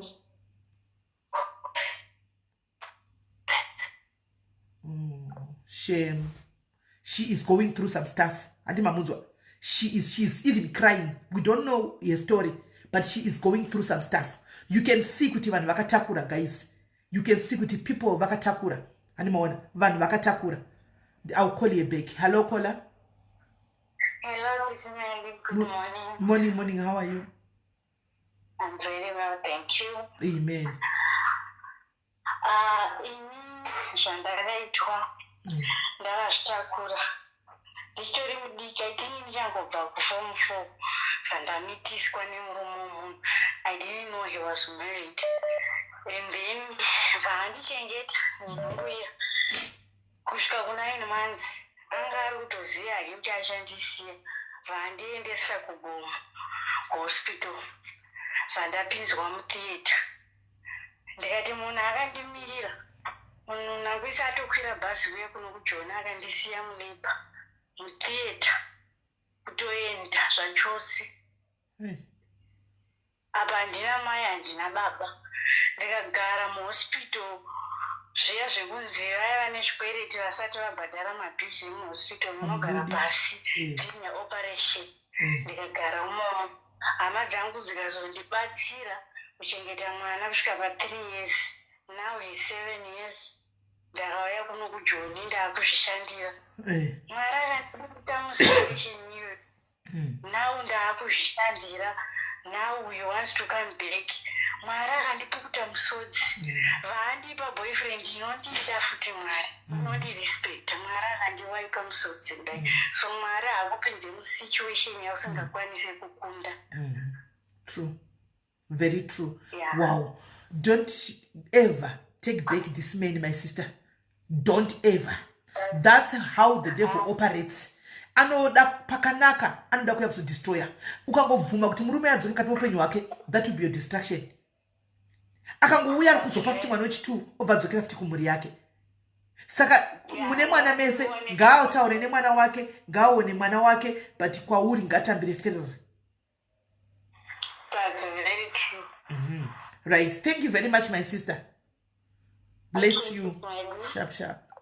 Auntie Manzwa. Right. Wana kufona number dzakasiyana but anyway nditore. Hello caller. Hello. Oh, sorry. Iri kubuda ndakasa ma headphones chibva ku gym. Saka iri kubuda kuma headphones volume yako. Mira ndibvisa. ndakaisa maheadphones kuva mujimu mujimu kuti zvinyatsokufaya kwaunenge wakaisa unenge uchizvivira music yako umbooni uchiteedza famba. Hello adona regai nditoranga chichema munin'ina wedu yoyo. Let me take care. Tinzo kuti what's wrong.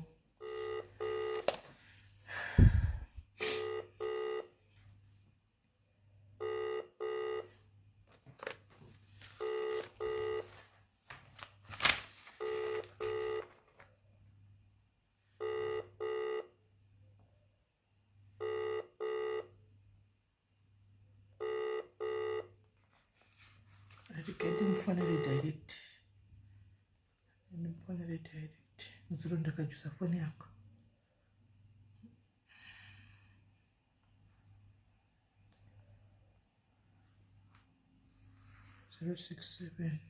Makalls ari kuwandira. Guys, namba dzamuri kufona handidzo. Namba dzamuri kufona handidzo, please. Handidzo namba dzamuri kufona.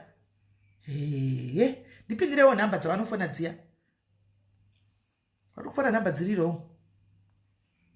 Yatozoita show kai.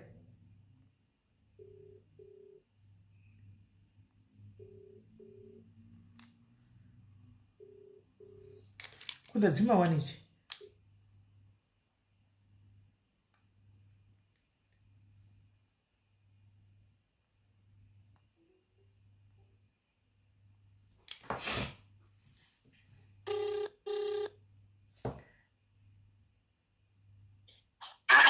Oh, Leah, thank you, Leah. Hello, my sister. Sorry. Hello, SIS MELLY. What do you say? Mushe kanjani. Sorry, wambotadza kutaura paya. Yeah, ndachida kushare like story yangu. Yeah, even I'm such never right 100%. No, that's a start. Share your story. That's a start. Yeah, so Nanakarora, like 2014, I got married in Kanopisira in Bichana, then after that, 4 months, now I have no Aurora, not and I was pregnant. After I was pregnant, 4 months, not and I was because I book you early for my appointments. So because Nandrimuna anometo and so now I 4 months kuchipatara. Doctor pregnancy is not pregnant, ectopic pregnancy. So no fun operation. So no fun I need to say no garandoya after a week. No fun after 1 week no fun that's kuchipatara. Then in Dofa naone kwa student gynecologist Dofa student no, this is not ectopic pregnant. Then Dofa there's a doctor about 6 months my gynecologist Dofa ne senior wacho yangati ectopic pregnant. Akatanga ku argue paya. Dofa nangozo kumsira zvanzi nganditwe operation yiwe kutisa mwana machips kwezi it's dangerous kana mwana akakurira machips. Then in Nova Nato admit you are like the following same day I think Nova na Chris that operation the following day. After operation Nova my doctors are achita dokuzeni achita nanchiko bachi sorry mondrekerashona it's okay to kunzwa. So my doctor achita around makuseni ndobva vasvika kwandiri vakati mwana wako ari muwomb so pataichita operation mwana wako anga ari muwomb because ndapinda operation na 7 makuseni hazini kabuda na 2 ndakangorara ndiri like nothing. Ndisingaleandinenabaiwa injection yokurarisiwa so ndakarara from 7:30 up until 2 o'clock ndakangorara so ndobva vati mwana ari muwomb pataita operation taona kuti mwana ari muwomb ndatisei timubvise okanye tiite sei ndikati no I don't want my baby to be aborted ndiri kuda mwana mwana wangu ndozvavandipa mapirisi so bhazi remahormones chichitwe zvotaita mahormones mamwe abva zvikaita sei so aina ndina kumbomamwa mapirisi aya ndakamwa yes mamwe then mamwe andikangoti madoctors avandichavatrust. So 10 days after the operation, ndakangogara mumba ndopanatanga kunzwa musoro.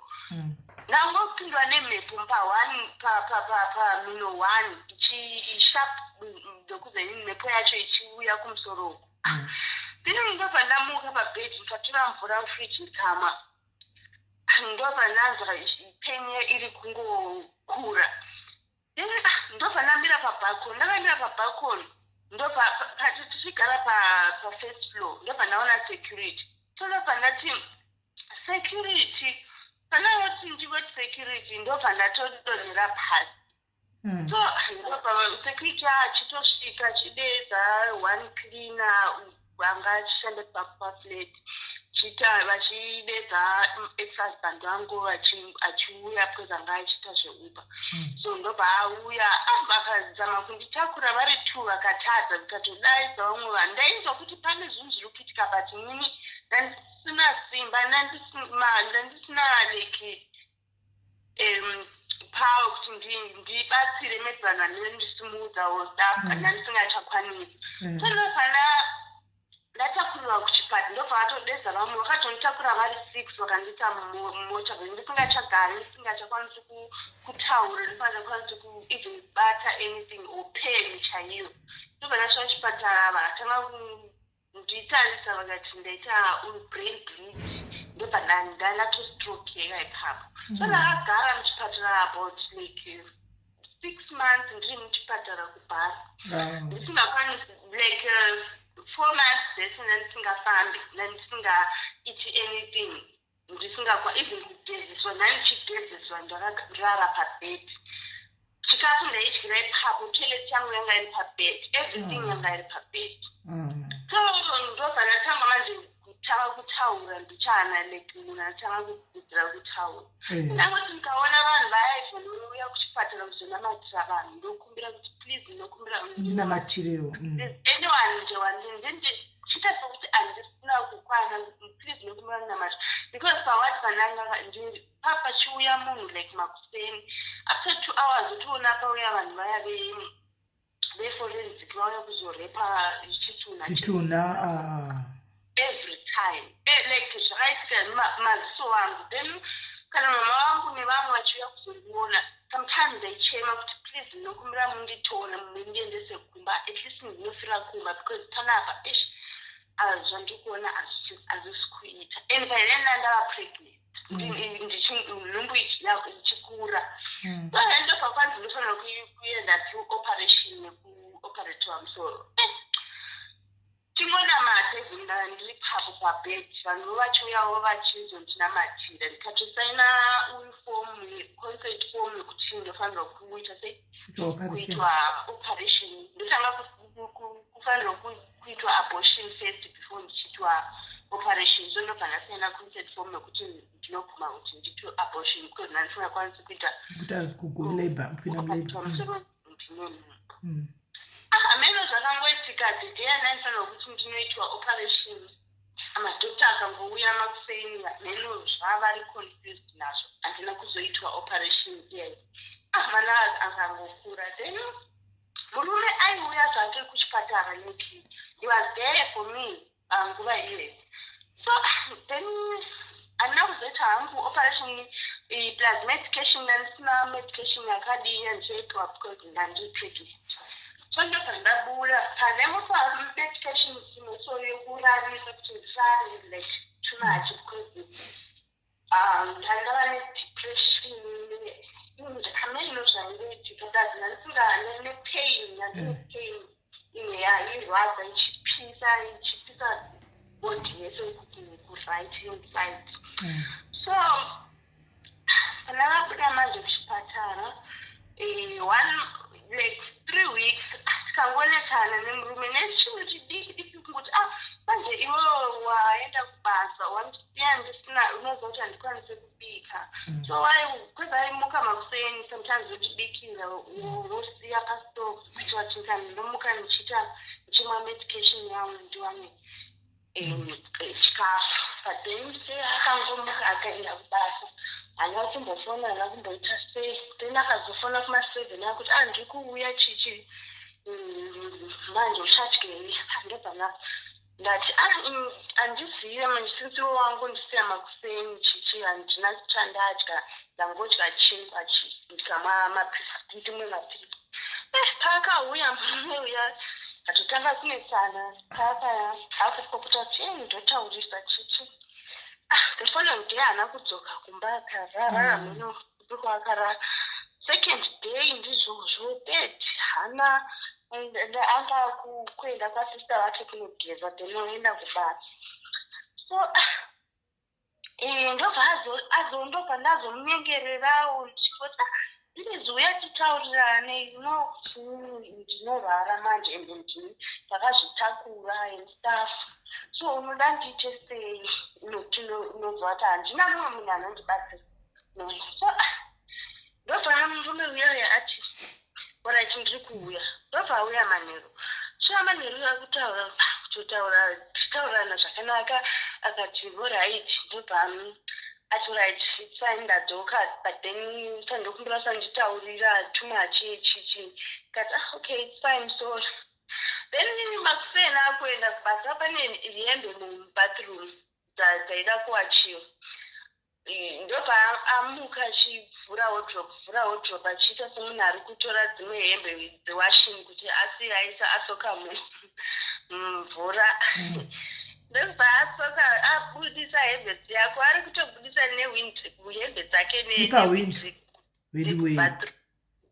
achidziwisira pasi achibudisa hembe dzake achiisa pasi pana mungeni chichimboenda kutoileti ndowana munhu hembe hamuna muwardrobe uku hembe dzimasiya dzangu aisa mumvura achisiya kuti handikwanise kuwacha akaisa mumvura so ndobva aenda zvake pana amufonera akatanga kundiudza nyaya dzangu kuti don't appreciate chiti ndari kugezesa uchidini uri kuchipatara uchiita sei manje wakuuya panapo uchinditaurira kwepapa anga atova negirlfriend nemagirlfriend ake anga nawo so ndobva ndikanzwa uchinzi akugara negirlfriend so ndikasara ndega ipapo nhumbi yanga yatova almost 7 months ndikamboenda kune vamwe doctor ndikati please ndinokumbira hangu mundi-induce ndipinde mulabor like early labor because zvanandakunzwa kuno kundiri kuvhara kuno kumwana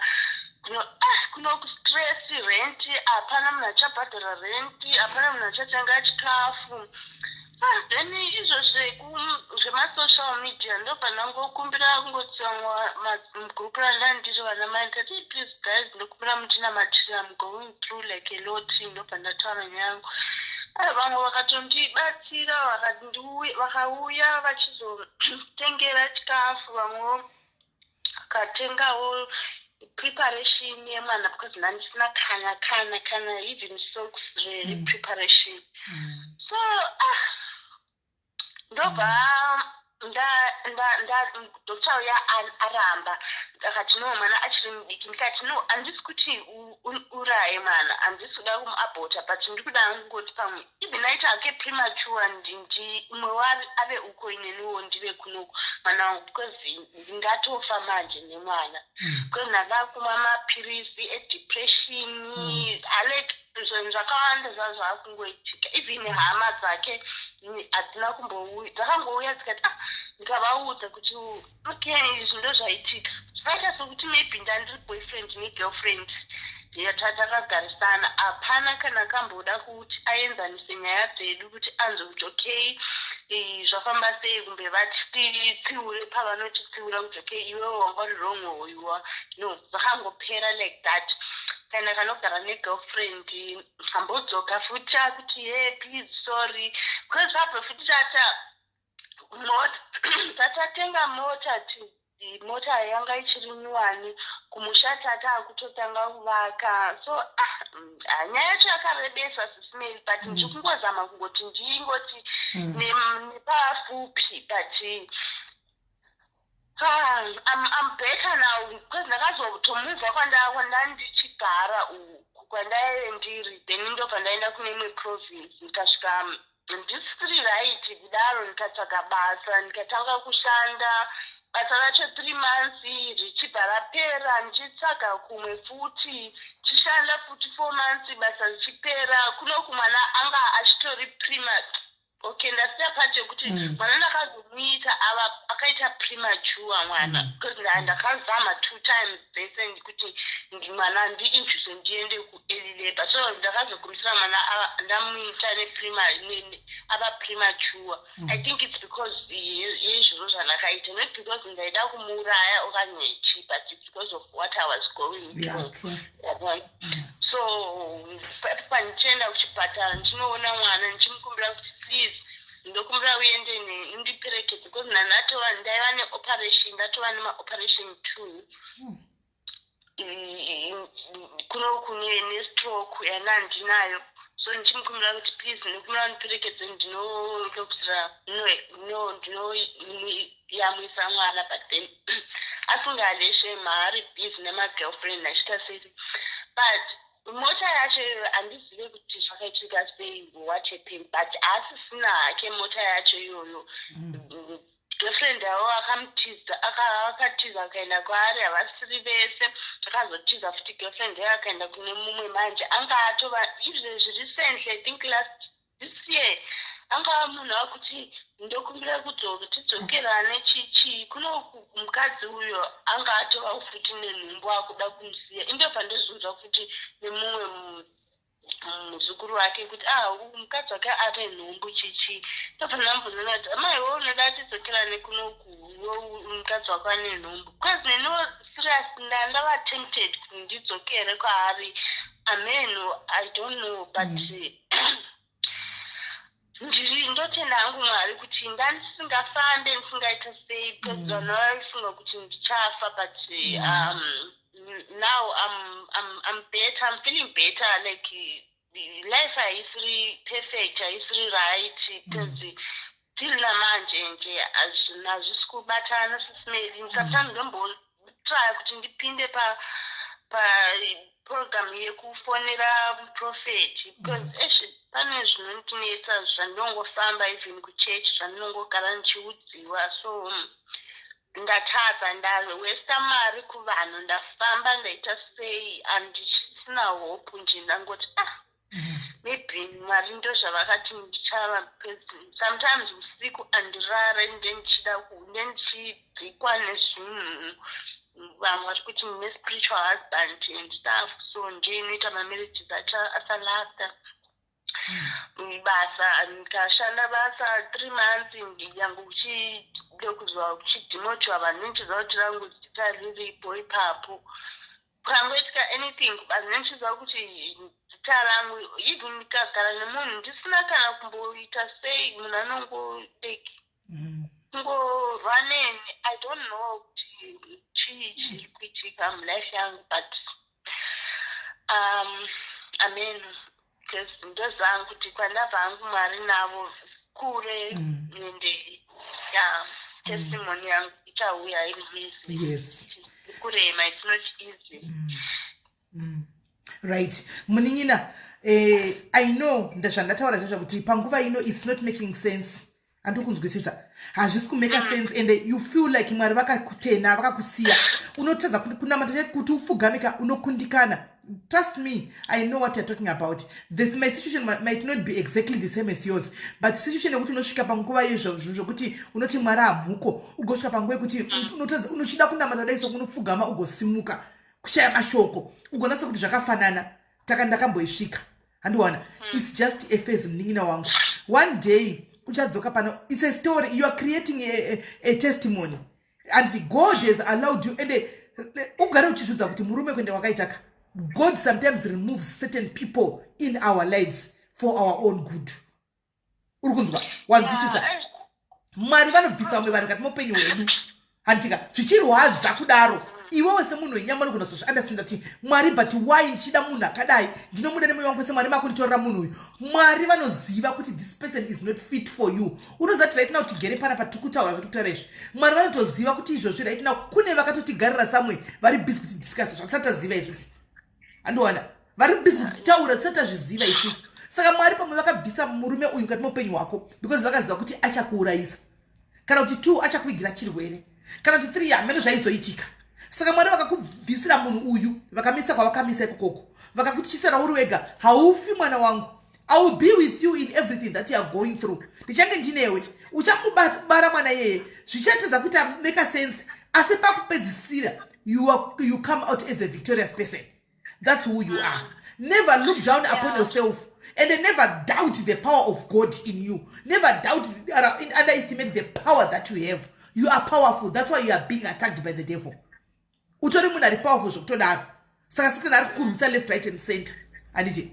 Now that you have spoken about it, I don't know how I can do it, because I'm seeing kuti vakadzi vakaremerwa. Vakadzi are trying to reach out kuna prophet, but they can't because of number yevanhu vatinotora per day, and vamwe vacho they won't be having this airtime. I think I will have to ask one day kune my well wishers amboisa airtime, basi not yekuti ivo vabatsirwe, no, yekuti tingoti musiwoyo antika tikuda vakadzi vanobhiliva kuti vane serious problems like 5 airtime yaswana na umwe munhu nahaidi antika ingofona i5 mimi, maybe tishende takadaro so that everybody can be accommodated. And on, you never know, your breakthrough is now paduze chakaita kuti usafe wakatakura mimba yoyoka. That's the same thing chakutora through kusvika wave pabasa pekuti right nengo wave pakanaka bangushu ukadzokera paari, it's going to be your downfall. It's going to be your downfall. Usachadzokera kuna bangu. This is the time for you. Ndaona kuti kubva nasi usachatema mninyina. How old are you? 34. 34. Ndakuda kuti uchipukuta msodzi yako. Mwana aripi?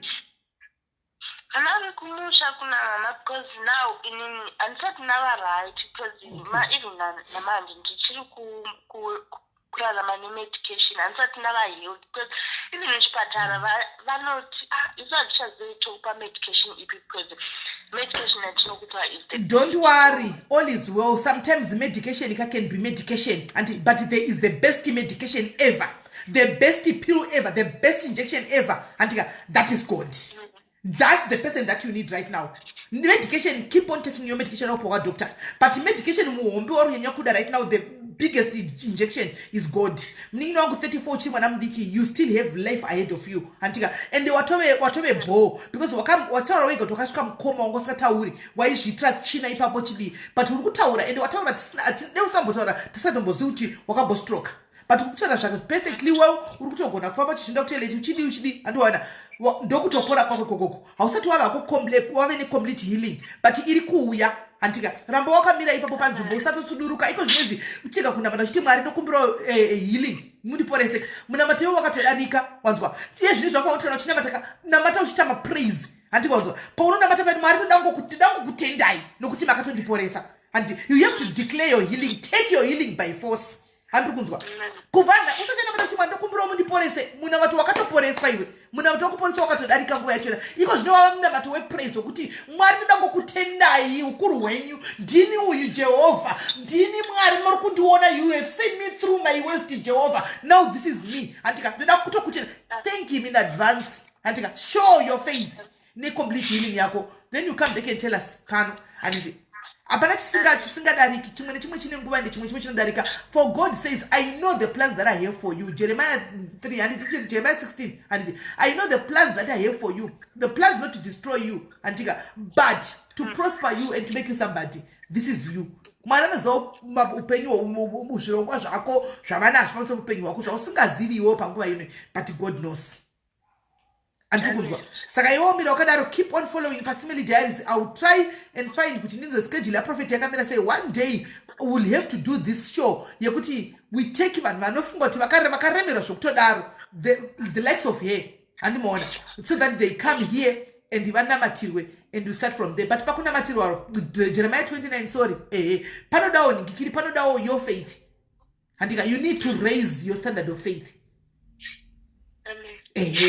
Ningino wangu kuchachema chadi kana kuona msodzi wako anditika wataura chabuda pauri is now we are on a journey to complete healing.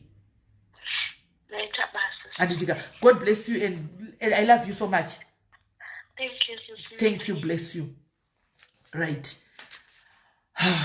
Guys, this is what women are going through. Now I'm starting to believe that vakadzi vakaona nawa medication nema-BP. It's something to do mumarriage. Haungomuki uchimwa mshonga, something to do nema-marriage. Hello, Kola? Hello, sitimeli makadi yenyu. Tipo makadi yenyu? Inini ndine dambudziko rangu ndiri single mother. Ndakauya nemurume kubva kuZimbabwe chibva tazosiyana and ndakazokwanisa hangu kuzosetla asi dambudziko rangu riri pavana vakusvika kumateenager uku. Yakatanga nemusikana angotanga kungoita zvekuita self neglect zvekusazvigeza mushe nakudziva kutonishi mwana ari kubhuliwa kuchikoro achibva kusvika pastage yekuda kuzvicheka nebanga kuti I feel like I need to hate myself because there's nothing good about me. Chibva tazomboedza kuenda kumacounseling everything takazama zvakambomubatsira mbijana saka nezvakuuniversity zvakamboda mbomubata futi but akunyora secondary yake. But recently last week pamwana wangu mukomana mudiki ane 10 years akangotanga ngoti I'm feeling lonely zviya zvokuti ndakati chii chiri kunetsa and I can't tell you how I feel. Chibva ndati saka wakasandiudza ndinogozoziva sei kuti chii chiri kunetsa. Achibva tarara that day, the following day as well achibva adaro futi chibva takuita zvokufona ari murume ake zvakanzi I feel like I want to hate myself. Ndakati why? Zvakanzi I don't know. Ndakati saka pakuda kuzviheta pachona what do you think you can use to hate yourself? And I feel like I can just go to the kitchen and get something to hate myself. Chibva ndamutichena norara chimbedroom mangu chii ndichaya ndorara newe imomo chimatarira but kurara kwatinoona kuti mwana ane zviri kumunetsa zvokuti haasi kukutsira zvaingopinduka pinduka. Makuseni yeSunday manje taakuchienda kuchechi makuseni chibva ndakutota soti wachinja here. To my shock ndakatoona mwana anga atisa banga murume angari. When was this?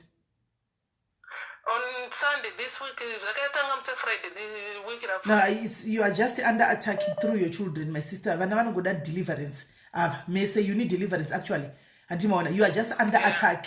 Attacking the mutori chaichayo, and there's a spirit of death that is looming around your household. You need to cancel that spirit of death imimisamai because vana avadika, they don't understand what is going on right now. But now you have seen matoona sign. And you have said it, and it you have said it. That means the spirit of discernment there's something wrong. There is a spirit of death family through vana to hate you. And then take your stand, my sister. This is not the time for jokes now. This is the time and how are you going to do that? You don't need any nganga, anything, any mvura or what. You just need God right now. Take these gods. They must be covered in the name of Jesus. Let God protect these children. Whoever has a hand, whatever spirit of suicide and whatnot, let it go back to sender. Kune akwazviri kubvaga zvidzokere kwazviri imimi manje mombomira kuresta panguva simukaisa mai mirai pamukaa mouti mukao kana mukaa mirai pamukao kana mchitogona pinda pa fasting and prayer pindai muna matreva vana venyu namatreva vana venyu vana vazvati we always say kuti muno kana mchikafa vana venyu neropa raJesu vana they need to be covered by the blood of Jesus. Hakuna ropa rembudzi guys kana ropa remombe kana ropa rehuku rinokafa vana. Only the blood that was shed on the Calvary. That's the only blood that can cover the children, our children. That is the only blood that can cover us from mama tax ese. That is the only blood that can. Shajo kunye paradanzi chora mbutsuko so chika mu ropa ro akuna iropa rimwechete remana komani. Saka my sister cover ivana venyu. And you murukuma European countries, there a lot of things are going on there. Antika ye bullying munema nzira dziri westerns kuita ona zvozvo kuti zvibatsire vana.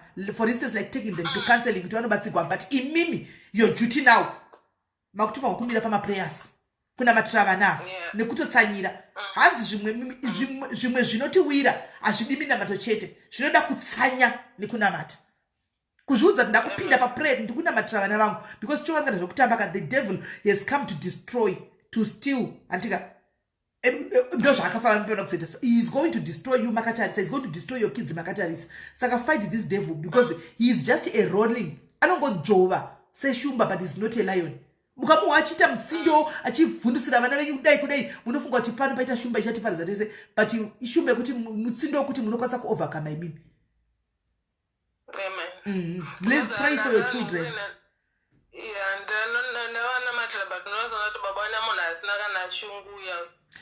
Right, take it as if baba avapo, my sister. Chitorai kuti baba vacho vakafira kuhondo yekuUkraine. Ndoka vakaenda kuhondo vakafirako vasipo ndimasara nevana zviri kuitika. What were you going to do?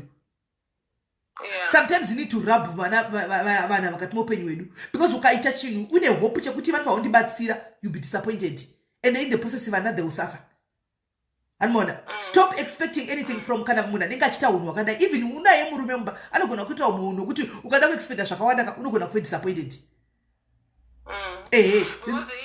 Expect anything and taure naye anopromisa vachitaura vega pamafoni ipapa vari vega nevana pacommunication yachina ipapo ndo paanozokonzeresa kuti vana vachona vazogumbuka dzimwe nguva, because pane nesina chanenchiziva, because vanenge vachicommunicata vari pachavo.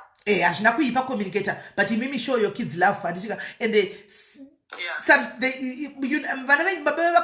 sometimes you need to speak to your children. You need to talk to your children. Garai pasine vana venyu just friendly talks dzadzia. Motora vana explain to them what really happened. And kuna bitsana baba venyu handitika taura na dad venyu, but musanya kutora zvazvamunoudzwa na dad unzi chakutengera chakatobva usapa moyo mwana, because you'll be disappointed. Handimaona, you'll be disappointed. Ingotorai with a pinch of salt kuti kana kwanzi ndiri kunchakutengera ngoti already nditozona zvauya. Musanya kusapa munhu unozoti vana vanoita excitement kuti baba vangu vataka kunditengera phone, ati agotofana kudza vamwe kuti dad vangu vakati vari kunditengera phone, phone yazorega kuuya. Mwana can be disappointed zvokusvika pakuti ndogona kuda kuzviuraya. Vana they are sensitive. Handimaona. So garai pasi sometimes nevana, tell them kuti musanya kuzviexpecta stereki vanangu, because munodisappointa varume ndo zvavari. Don't badmouth the father. Musa badmouth the baba kuvana vavo. Taurai senyaya chete kuti vana kuvarume here, saka musandango kuti ndikuprepare, musanya kuzvitrust. Kana vatenga, kana vasina ingoti ndikoko. Antimaona. Asi mimi muchita muchimira panzvimbo zvokutantara nevana vake is allowed, let him talk to his children. Avanyepere vana vakutokura vatoona unhu hwababa vavo vega. And baba is doing a very good job in destroying himself vega kuvana vavo nekuvaudza zvinhu zvavasingaiti. Saka musanyanetsika imimi yete yangu kwekuti muchipinda pamunamato machinamatai vana vatitombodi kana kunzwa kuti kwaipazoitika anything kana kuti kudi handiti. And they try to accommodate chazvanombosatora pepa kuti you have time with your kids. Mazviona panguva dzakadai, so that vana they open up kwamuri.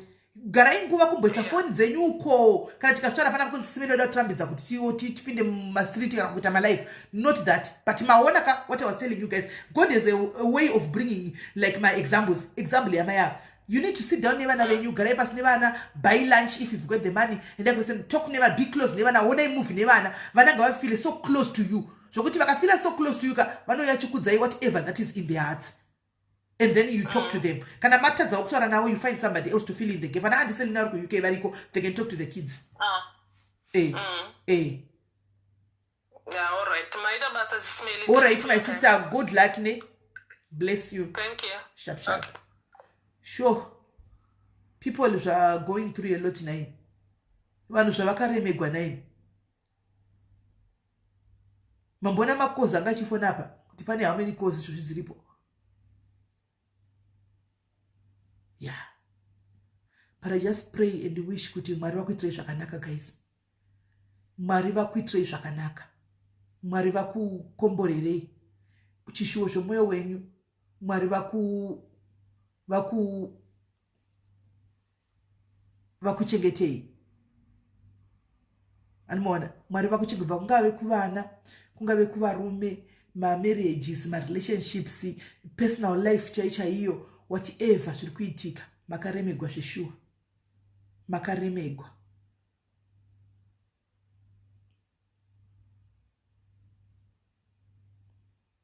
Makaremegwa zveshuwa. Mwari wangokuitirai nyasha. Mwari dei mangoitira vana venyu nyasha, mangovanzwira nyasha. Sevanhukadzi vari kufamba vakatakura mutoro unorema. Kufamba vakatakura D4D yemotikari pamusoro apa. Nekuremerwa. Hello, my sister. Hello, Magani, SIS MELLY. Tiri right, muri sei? tiripo inangu handina hangu dambudziko pari zvino asi ndinoda kuti madzimai ngatisimbisei mwoyo yedu kana tichigere nevarume ava havasi hama dzedu. Mangwana anogona kufunga kutama for no reason or for some reason. Ngatisiyei a room of disappointment, titarise vana vedu tisanyanye kubva taperera kuti murume akandisiya ndichazotadza kudini. Ngavasimbe because zvinozvitatisi zviri kusangana nemadzimai mukurarama umo. Shuwa munhu unosvika pakurwara chirwere chinogotadza kurapika nekuti murume anenge aenda zvinorwadza. Tishosho zvinorwadza ngavasimbe tinotenda nemaprograms enyu anosimudzirawo 1 or 2 3 people. Kune vamwewo varipo pakungoshorawo zvinowanikwa asi the rest vamwe muri kuvagonera tinotendawo naizvozvo. Aiwa, thank you very much my sister. Thank you. Right. Hello caller. Hello SIS MELLY mamukase. Mushe kanjani? Inini hangu langupa vakadzi ava vari kutaurawo zvavari kutaura ndoda kuvapo experience yangu nepandaona ruoko rwaMwari. Handiti zvamambotaura zveya zvekuti I don't care attitude inoshanda ende inobatsira zvisingaiti. Inini ndakaroorwa ndine 19 years nefirst husband yangu. Handiri kuchikira changobva kuchikoro high school sweetheart. Takaroorwa zvakanaka ndaita nhumbi yangu patonoudza vanhu vekumba kuti vanhu kuti vatonditizisa ava vakazonoroora zvo 2008. Amwene vanga vasingandidi vakati wangu mwana ari kuita doctorate iwo wagumira form 4 hazviiti zveshuwa ndakasvika pakubva. Amwene vakasara nemwana wangu first born.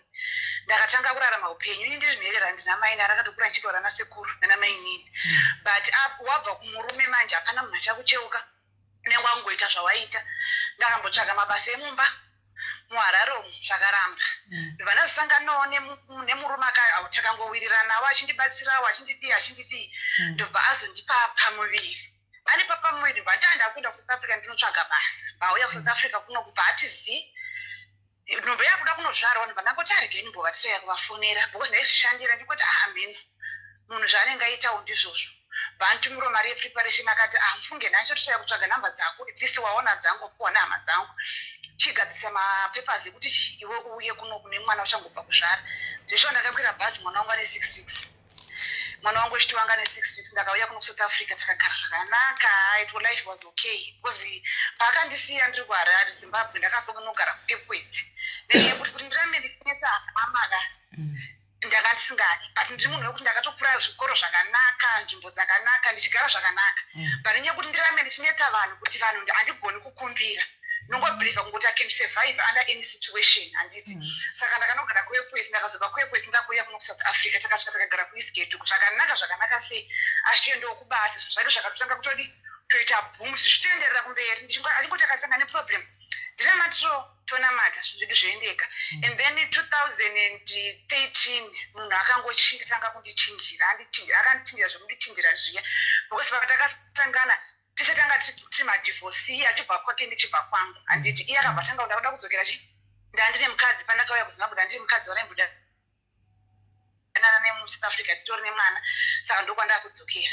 Zveshuwa SIS MELLY munhu anga palevhura anga ava nelevhura ndakamuwana arika raratosiyana anga atomutonzi aitonzi amudhara nekuti mota vaichinjanisa zvese vachiita but akadzokera kumukadzi uya wanga ane mwana naye nenokudhara handiti. Mukadzi nanga asikatombomuzivii anga asingaiziva kuti munhu akaenda kumusha akanorora ane umwe mukadzi. So vakagara vese ini ndakatambudzika SIS MELLY but nenyaya yekuti handigoni kukumbira ndakadecida kuti I was a housewife before. Ndakadecida kuti zviri nani kundifambe mundichinoka mudzimba dzavo ndichitsvaga mapistol. Ndakatanga kufamba ndichinoka. I was only 21 by then 23 by then ndichifamba ndichinoka mudzimba dzavo ndichitsvaga mapistol. Ndakapesa ndaona mumwe mukadzi anditi andoda kuti muIndia ndoda kuti undishandire panapa ndichikupa 2000 ushanda Monday to Sunday. Ndakati no problem. Ndakatanga kushanda ndichibhadhara rent yangu 900 mwana wangu muchandisa kuchikoro kwe400 yasarawo iyoyo ndotengawo chikafu ndodii but life yaitoendeka. Iye haana kucheuka kuti zototi ndine munhu wandakabvisa kuZimbabwe asina hama asina chii handiti. But ndakangoramba ndichingorarama achimbouya achimbodzoka achimboti kana akada kundipa mari varume vane tendenzi yekuti kana akakupa mari yemaintenance yemwana anobva ada kukurova chiwetsi handiti aiti akauya akatipaka na 500 obva atondirova chiweti akandipa 1000 mutorora usiku hwese uchitoroverwa chiweti che500 mari inochengeta mari inochengeta mwana wake. Ndakamboti Mwari nambona allow this because mari yachina haisi kukwana kuti ndine mwana wandakasiya kuZimbabwe ndoda kundichengetese ndibhadharise vana vangu. Ndakararama SIS MELLY. Inini I'm a hard worker. I am a hard worker, 101% hard worker. Vanhu vemuarea mandaigara kule nezvya South nokuti no vakanzi list one of the most hard working women kuti maititi vanoshanda vanesa anoshanda zvekushanda zviya. Ndakashanda SIS MELLY ndichienda Sunday to Sunday. Ndakasangana nayo yachini nyaya yangu yebaba mukamwana kangu yakadika ndakazoitaura futi last year.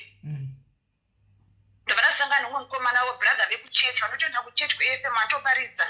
Ndakati ndamuwana Mwari vandiposhi murume takadanana yachigara kwake. Ndobva zvangoizoita zvokuti nhumbu yakabva yabata. Nhumbu ine 2 weeks mukomana ndokuti vanish SIS MELLY. Ndatone vana 3 vakasiyana vana baba apa mwana ubaba vake vamutiza ndopa patone hope yangu vatiza vaenda. Handichazivi kana mafoni namba kana Facebook munhu atoenda. Indakati nini Mwari kana vakupa chinhu haudi hanofanira kuabhuta ndinochengeta. Ndakashanda nenhumbu yangu SIS MELLY. Aiwa ndakashanda kusvika nhumbu yangu isvike 9 months ndichienda kubasa. Pandakakuziva kuti handina musi wandakarara nenzara, handina musi mwana wangu wakarovha kucreshi, handina musi wandakajamba kubhadhara rent SIS MELLY. Ndine 2000 rand salary yangu iyoyoyo. Ndobva ndazoenda kuhospital. Ndichisvika kuhospital ndabva ndazvara kamwana kangu kamusikana pandadzoka. Mwana ane 6 weeks kosi ndakapiwa salary yaDecember 2015 ndakapiwa iri double. Vandatobhadhara rent yangu ye3 months. Ndabhadhara rent yangu ye3 months ndichazozvara kaFebruary. Ndakabhadhara rent yaFebruary yaMarch neyaApril. Ndakabva ndichazodzokera kubasa April ndozotanga kubhadhara rent yacho zvinoenda kumberi. Vanaenda kubasa mwana wangu ane 6 weeks naApril. Ndakatanga kushanda pacreche ndichinga nevana vangu vese vasingabhadhari fees ndichongopiwawo mari yerent nechikafu. Pana ndina kutsvaga munhu SIS MELLY. Mwana ane 4 months kamusikana akababa wachinabva vandifona zvakanzi unomboziva kuti munamato yako yakashanda. Ndanga ndiri mujeri pesa apa ndakatobvunza munhu vakasungwa ndakati ndozvinoita Mwari. Pane imwe misodzi yekuti wakarwadzisa munhu asina chaakakutadzira Mwari vanogama misodzi yemunhu iyeyi. Haifaniri kuwira pasi zvokuti shamu yemisodzi iyoyo ishamu yekuti haukwanisi kupunyuka mairi. Akasungwa akabuda mwana ane 4 months. Then murume uyu wechi2 uyu akandisiya handiti. Andisiya anga palevel remari. Vakonzi mudhara vachinjanisa moto vachinjanisa chitorento mufull house. Paakandisiya akaenda kune mukadzi akadzokera kwaanga ambori. Saka ndakangozvigarira pa ndakamuudza ndakati unoziva kuti mukadzi anoblesswa through murume anoblesswa through mukadzi wako. Iwe pandakakuwana usina chinhu handiti inini handisida kuuya kuzorwa nemukadzi uyu handisida kuuya ndangouya ngokuzongoti mablessings awairarama aya basa iri wakanifanira ndiri kuZimbabwe ndiye nhumbu wakati hauna basa. Ndakanamata zvekutsanya ndikutsanya kuti wane basa. Every interview waienda uchida kupromotwa ndingaifasta iwe wanga usingafasti. Saka ini nhasi handauya kuzorwa newe ndauya kuzoti Mwari panapa ndauya kuzotora mablessings angu ndidzokere. Zvesho handina kumboita 2 years basa rakabva rapera. Ndakasangana neimwe shamwari yangu akati unozoti Vanessa wakanyanya kubatirira baba madhezi andakaramba nawo vaiblesswa vakatenga mota vatenga bhenzi vadii zvakanzi wakanyanya vabatirira ndoda kuti uvaregerere. Wakavaregerera Mwari vanotanga kuvarova neshamhu.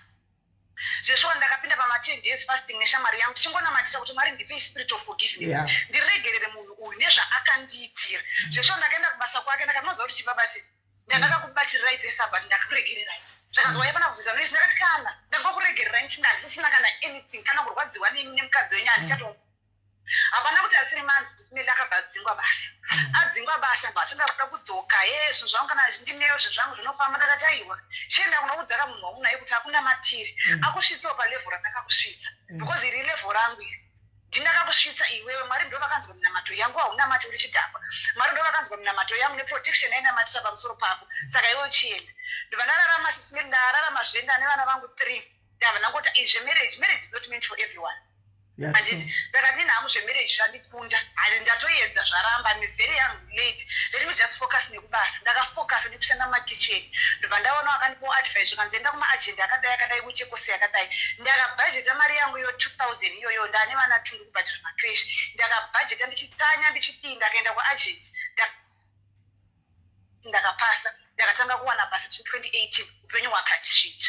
Upenyu hwachinja SIS MELLY varume vanenge vakuda kudzoka one by one. Wese akakutadzira kubva pekutanga anenge akuda kudzoka kuti auye azokurova futi nepepa 2.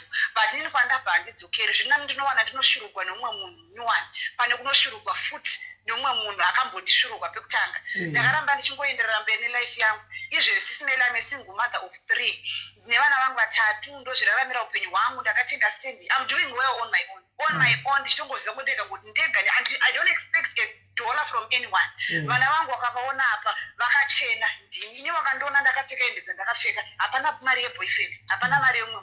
Ndini ndikuenda kuZimbabwe izvezvo ndangoudza murungu ndandoda kuenda kuZimbabwe ndobva aramba.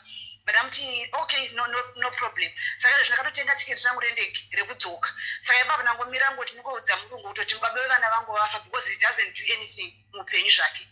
Ndongomudza kuti baba vemwana wangu mudiki uyu vafa ndauda mubhendo wokunhamo kusida unongonova vana vangu ndakapedza kuona last year muna June. Saka unova futi for 1 week ndodzoka. Saka all these ladies vari kuchema kuti murume azodai ka iwewe mukadziwo mwana kana akanzimherera mwana anonzimherera mwana asina mai.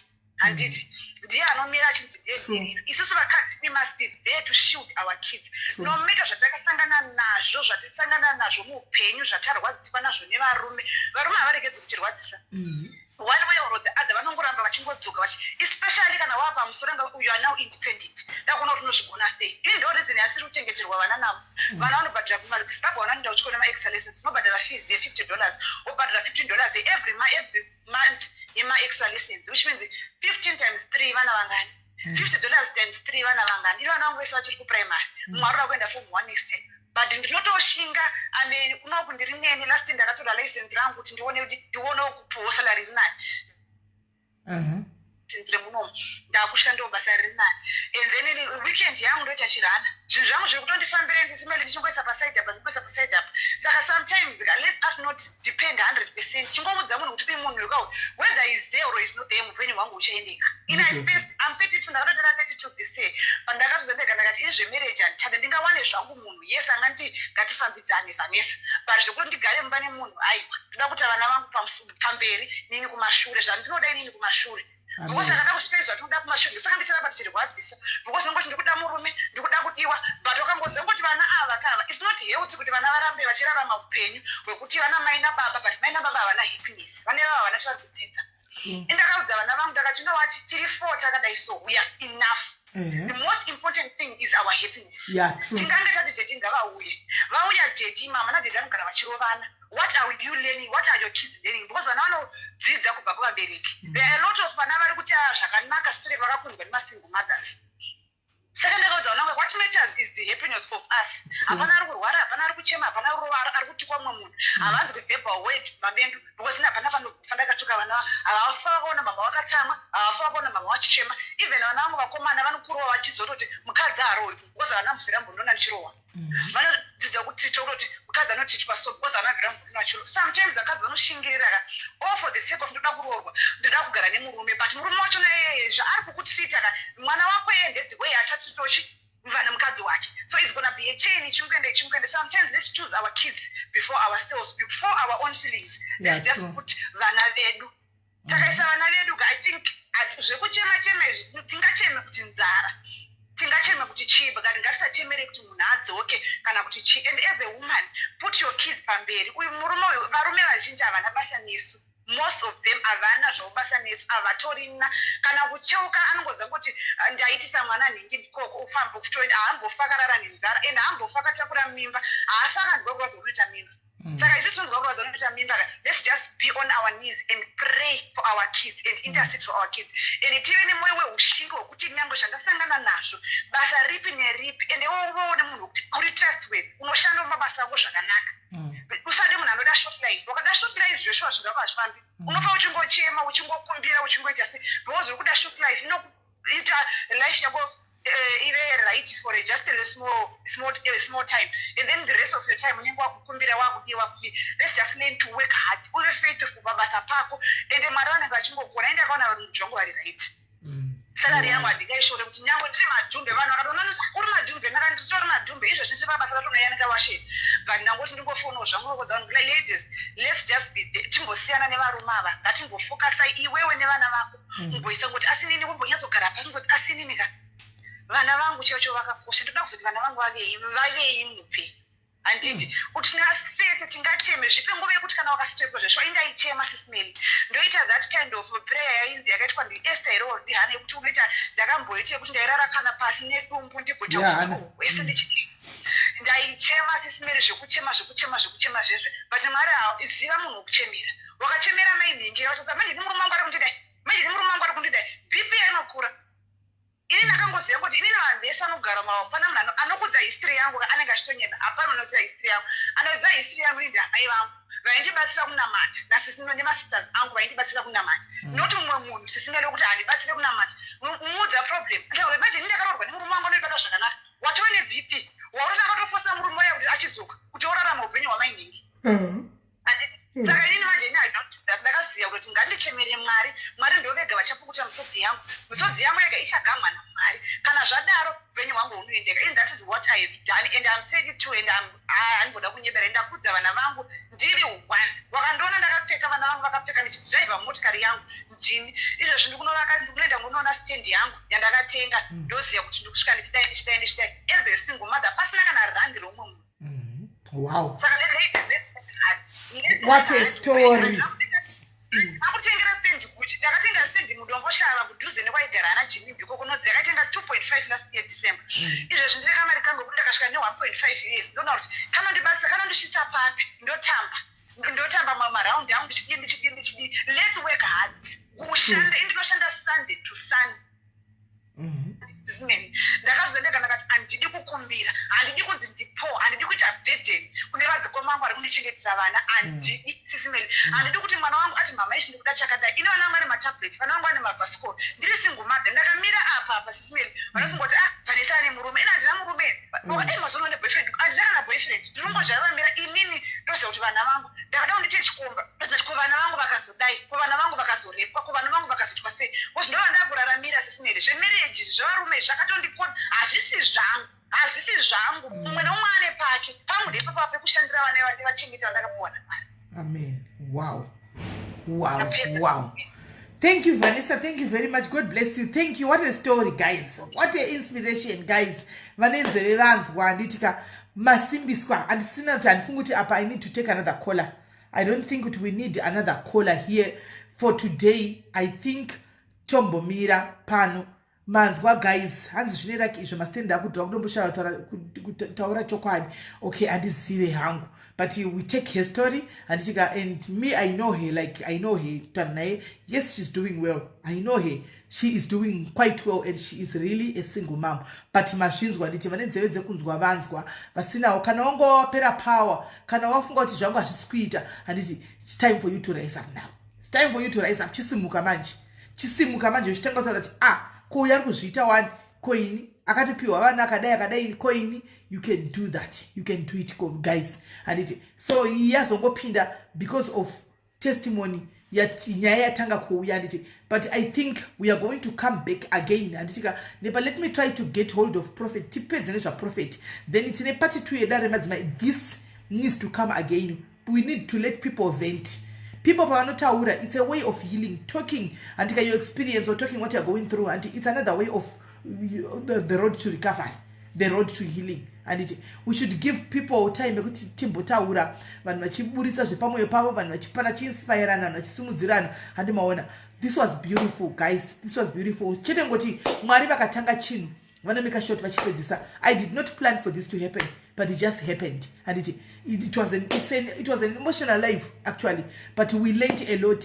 Vakawanda vasimudzirwawo handitika vakawanda vasimudzirwawo handiti so kuna Vanessa za agent aenda alright tichazomuka zakusati kunchataura ndokupai hani maona so guys mwari wakuitire zvakanaka god bless you mwari wakuchengetedza zuva rusira nhasi andikatosangana zvakare we are going to continue with this topic because vanhu vakawanda vakaremerwa handitika vanhu vakawanda vakaremerwa we will continue on this topic right now month end guys I need to go and deliver my orders angu I need to go and post I need to go and do this and that and I need to go and collect zvikwere zvangu chimbazo ndinokhora ndakagara pagame nhasi ndowanikwa pagame apa ve31 vaya vose vari kukhora nhasi manje teta kusangana ndichikoleta zvikwere zvangu nichinini saka ndopane ndakagara ipo paya antimaona so ngoti handizokwanisi kuti ndingazita malife because chidisturba but tingaiti ngoita zvokushanda tozodi hanzo yemafuta you come kuwhatsapp handitika come kuwhatsapp totaura nyaya dzemafuta izvozvi ndimbonokandawo futi maorder evamwe handiti Saturday kune function yaya handika yevakadzi handiti iya yakanzi broken crayons can shed too, can color too, and the topic on its own is deep. Broken crayons can what? Can shed. Did you? Can broken crayons can what? Let me see. Can paint. I don't paint my broken crayons. I don't my crayon already. Paya guys. Yarumbofonera ulide ambo mira. Shelton. Ndichori pa live izo. Sorry, uyo mother ndizotinesa idzi kubatika. Tayo mumbozo kuti manje kana muri pa live ndozokubata time saka. Taura kuti pamwada kuzviwa homa diary zvotaura. Mati? Taura kuti pamwada kuzviwa homa mandikikiri ma diary zvauda kutaura. My diaries was not going to page one was it like my post. You are doing Shelton, you must learn to appreciate. You are doing so well one. Tete ripo one by life ako. Hasn't zero party celebrate you to not tengerani we are KFC and I was there. I know. Tete ripo. What I know it's okay. I do appreciate how my diaries been supporting me one. I do appreciate. Tetemeli, I wanted to talk to you about Nyaya Alet. Murugus the outer Yava Papa. She told me kuti arikunda court. Muswa 6. Muswa 6 and wakade samono wari kuZimbabwe kuti wawe my witness. Maybe mwana vakauya. Saka she's at some safe hotel where she is now. All right. So did you manage to talk to Namaye mwana? But that took it just before that, we are set out to put out access now, but I think just before the court day. Because Shella's one you need to for tickets a freedom. Saka you guys you need to do if it means you need to if it means you need to pay police how you go. I could say access kunamaya do that. Otherwise, Alicia human trafficking. I don't yura 15 to 20 years. I don't yura. Those are there to try to kana mupurisa we akavuma kuti titaure navanditi ndoda kuti vataure mai ava nemunhu wechidzimai handisi mukunzwisisa. Okay. Woman to woman munhu akafanana kana kuti nemi mukunzwisisa. Mozona nguru nyaya yemazira munoita nekwamakabva nekukoshawo kwazvakaita kuti ivo vataurawo saiti rinoita kuti musikana uyo abude. I didn't want kuti titaure navo inini mazvibata ndosaka ndisina even paakanditi achazodudza ndisina mbozoitawo hamuspeed ndakati ndinotanga ndataura nemi ivi kuitira kuti kana towana access yekutaura navo handiti kana akandipa nhamba ndinomuti ninichi pane vachafona vatinoshanda navo leader vedu kana kuti vanoshanda navo and so on then motaura navo semadzimai ndozvatachida. Alright. Okay, no problem. Because from what I'm seeing, mai vayaka vari kutoda futi mari vaya. Kunani manje? Kuna later. But vasadaro vakachengeterwa mwana kana ndo vakakumbira vakuenda kumurume wedu. The problem now aleta ari mujere. Mai vayaka kuti andina kupa aleta mwana yatofa yakaload. Aleta kuti nda for trafficking for human trafficking. Inenge yafaka lodi. Saka mai vakati aiwa mwana akauya anchizviziva ndindakamubvumira kuti haana kuba mwana aleta anobuda. Ndindakampa. Ndosaka ndiri kupusha kazimele ndikanga ndazvikutsvaga pesa pakuti pushe kuti tikwanise kutaura namai ava before court dates. Alright. But musu pakutaura navo pacho manzikisa point yangu. Ndati nini handina kuda kuti titaure navo ini. Vanonatadza kuda kuti adisclose zvinhu. Imimi mukataura navo mbotanga manyatsovanzisa mubvunza kuti makafamba sei chichi munongoziva zvamunotaura munhu anogara achidzira nenyaya dzakafanana idzi but semadzimai munogona kunzwanana machimo vakataura nemunhu wechino vanogona kutanga kutya kusataura nyaya yacho. Alright, no problem, don't worry about that. Don't worry about that one. Kana mabata location kuti vakavigwa papi pacho nemapurisa and then mupurisa akusvitsa ipapo and then moinchita kuti nditaure navo maya because chokwadi muswa 6 I'm telling you anonyura later 15 years dzakakwana. Alright, iri bosho saka ndechikubata ndichiudza ndepi. Alright, kwasema diaries test. Alright, sharp. Mamuziva nditi aleta waya ari kujera agarisa ave ne2 years ari mumasells watosimbota isimbofonera panapa waya.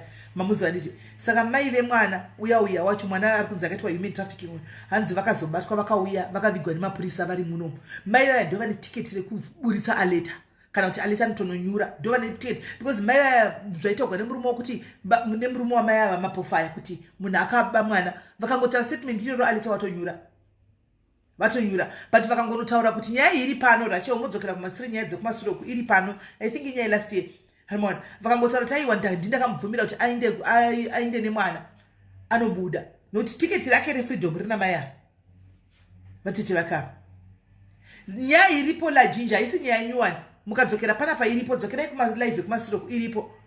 It's a very sad story though. Agara 2 years arimo tinositombomfonera mujere maari momo tichinzoti ari save amo vachitombomutengera mapads nechichichi mujere momo but nyaya yake haina kumira zvakanaka. Vanoda kunzi havasive kuti vanoda mari here vaya kana kuti mombe hambeno iyo aleta uyobhadhara hanzi vaoldis mwana vana vaya vanotunga vanofamba nemapofu vaya zera ranga si kuma 6-7 years here vanofamba nemapofu avo ndivatete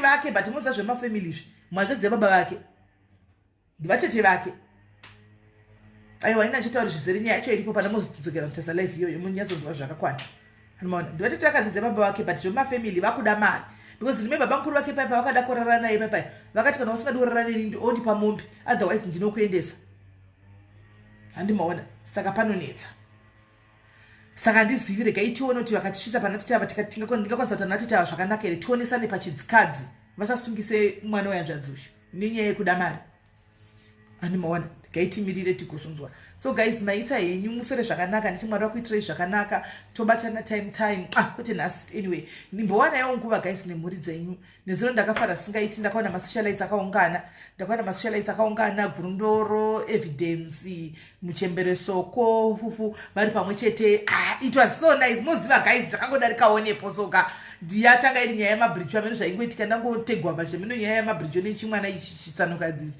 zvaiitika ipapo ndineto ndikatombobuda ndikatorinda ndikazotegwa futi ndikaona aizvi ndakuisira hanzi pina inamba yenyu alright let me pin number ndikaona aika panga pane a very conversation yaitwa yainakidza zvekuti gurundoro vakangwara vedu wei gurundoro vakazvingwarira zvavo vanoziva bhaibheri munhu uya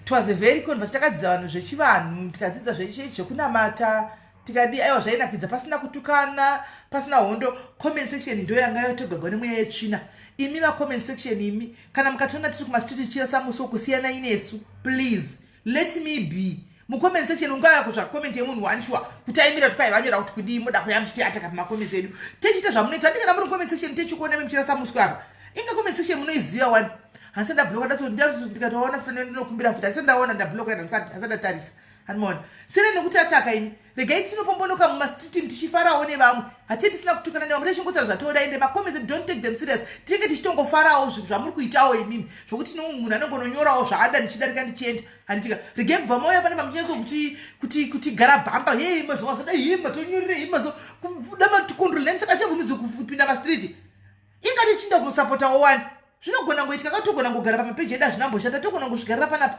kana ndisipo panapa ndine mhuri yangu hanimona pati aiwa tichiita kunosapotawo pane chidawo kune vamwe tisapota hamuchadi kutona futi kumapeji kokukwamwe handika makomentera chi imi minyararai mazo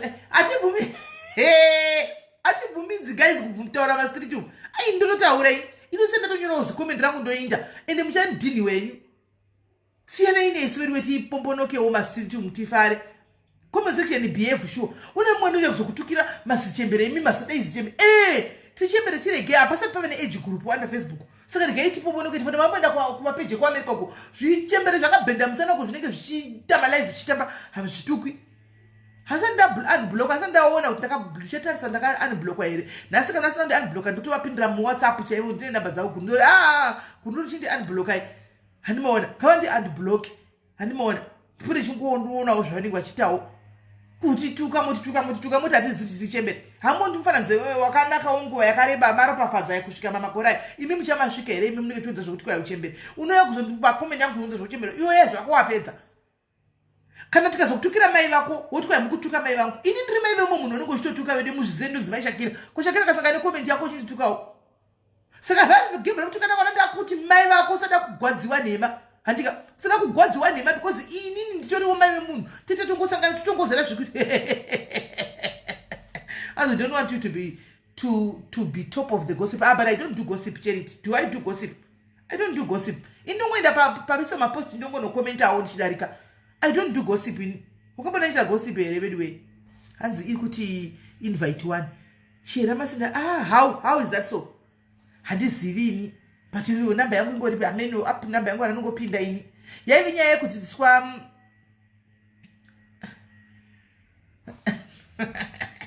yaivi nyaya kudzidziswa zvechivanhu nenhingirikiri neuyu nechivanhu nechikristu. Gurundori vanga vakamirira sedza chikristu evidence aibvunza mubvunzo andichika achida kunzwisisa nezvechivanhu andi achibvunza nafusoko ini chibvunzawo fusoko ndaibvunzawo mukomesa chasada kupindi kwangu kuti kosei manjuzi mazhinji ari mayellow bone hasati amboona manjuzi eblack ini naye makamboriona juzi reblack hasati amboriona ndinongoona manjuzi eyellow saka ndaida kutozivawo kuti zvinofamba sei hanimaona kwaifaya kwainakisa sana vanga akasununguka hanimaona vanhu vanga akasununguka papeji rafufusoko apa taitongozvinakirigwa zvinhu zvakanaka-naka papasina noise yakanga itoye mukomesa chekuna vanhu vaida kuya chiataka ndakaona bevhu siva ndakwatakwa ini chimwe chimwana chauyawo chaataka ndakozvishora ndaenda kunovhura profile picture yechimwana chandikati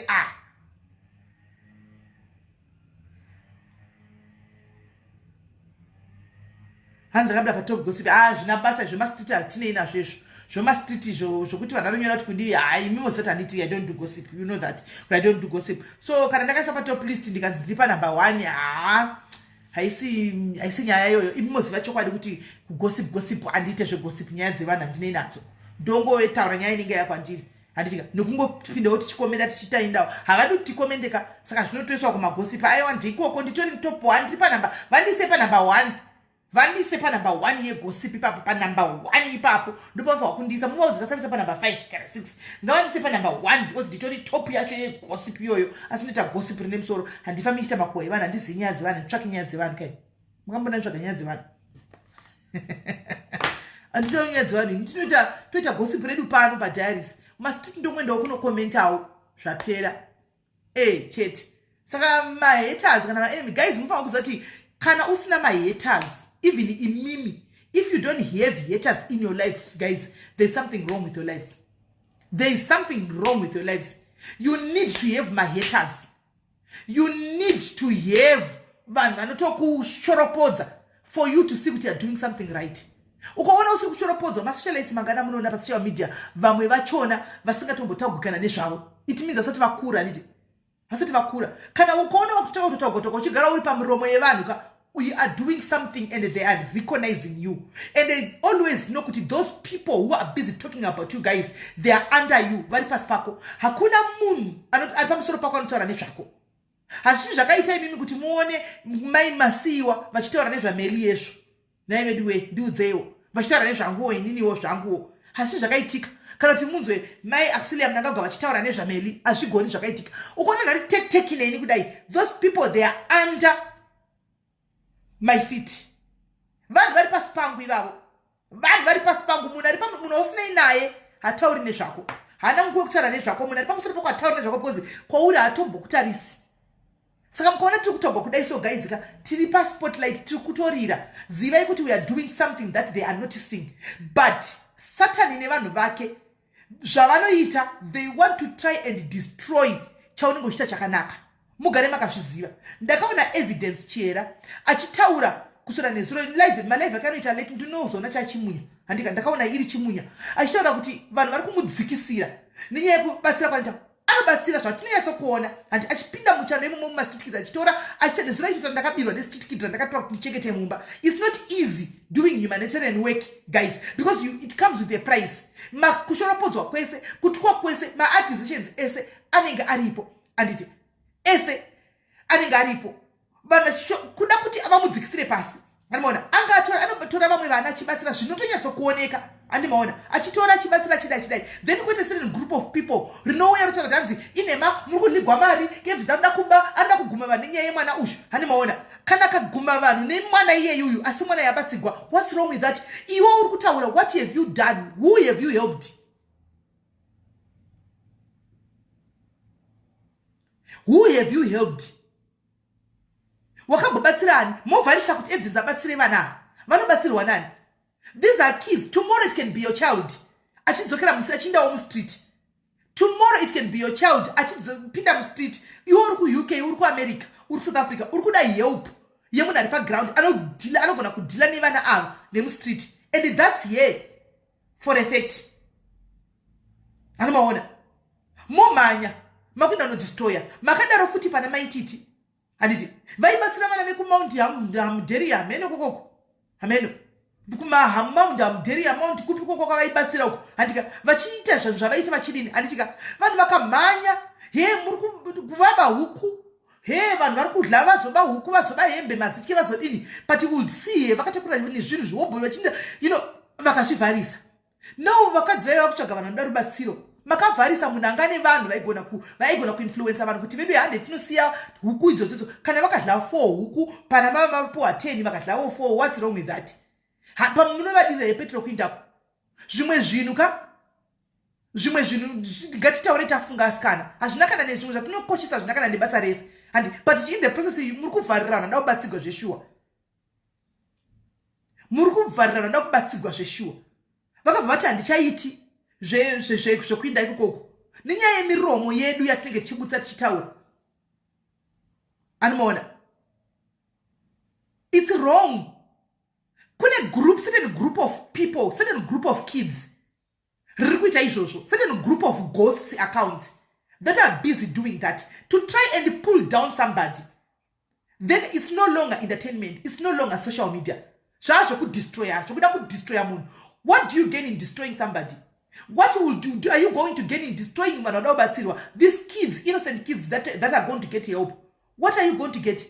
Unowanepa zviri kungo wanachina kuti kunzi takamuparadza vana vangu vachibatsigwa vobatsigwa nechii nani mazuvano anofungwa muno ane nguva yekusimuka kumboko nechando achinda kuita charity work makazvitarisa ndiani mumwe muromo yedu ngatidzorei. Aino kuti nhasi ndichasora nchirira zvakare but mazuvano nditori I don't care today ende ndinotorira zvemashuwa ende ndinotongodarika ende musandise patop 5 please mundise patop 1 handitika kustituka namakutaura musandisa kutop 10 musandisa kunumber 10 ndiri patop 1 panyaya dzemakuwa ndo panditori mundise ipapo ndo pangu asi mumeke sure kuti mukundipone award racho because amungangonditi top 1 pasina award kana mari yachona. Zvimwe zvinhu zvatinoita tinozvikanganisira tega tinozvivharira makomborero edu tega. I saw that live zveshuwa ikatondibata nezuru ndikati but you people why the same way avakazama kuita futi pano muri kudligwa mari muri kubigwa mari muri kunzwi muri kudi but I would lead by example.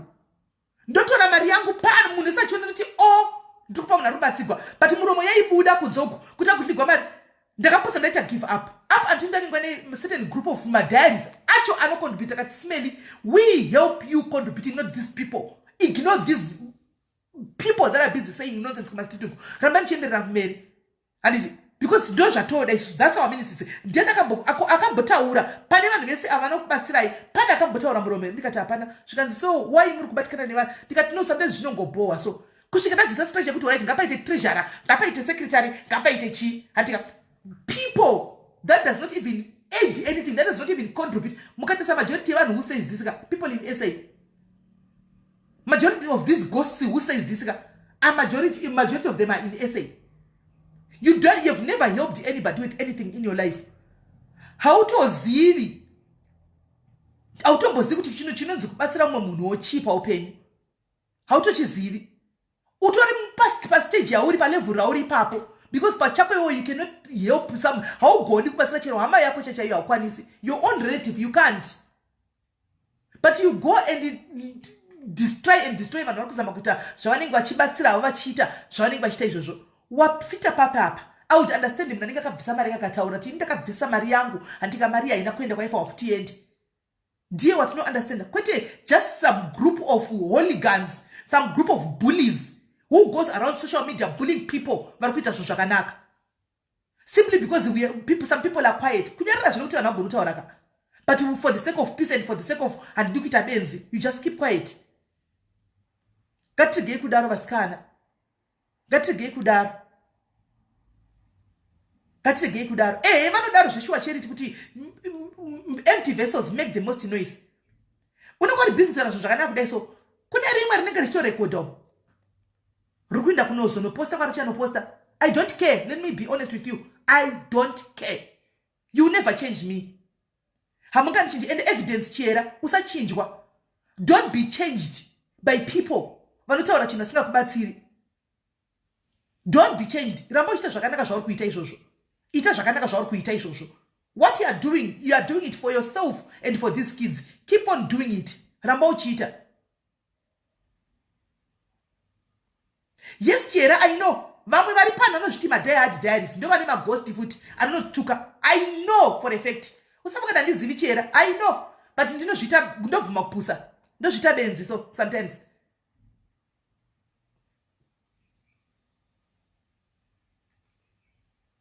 Hanmona, katirege kudaro tisavharisire vamwe vanhu. Tisavharisire vana vangu vachibatsirwa. Anditi tinozozvinyanyawo.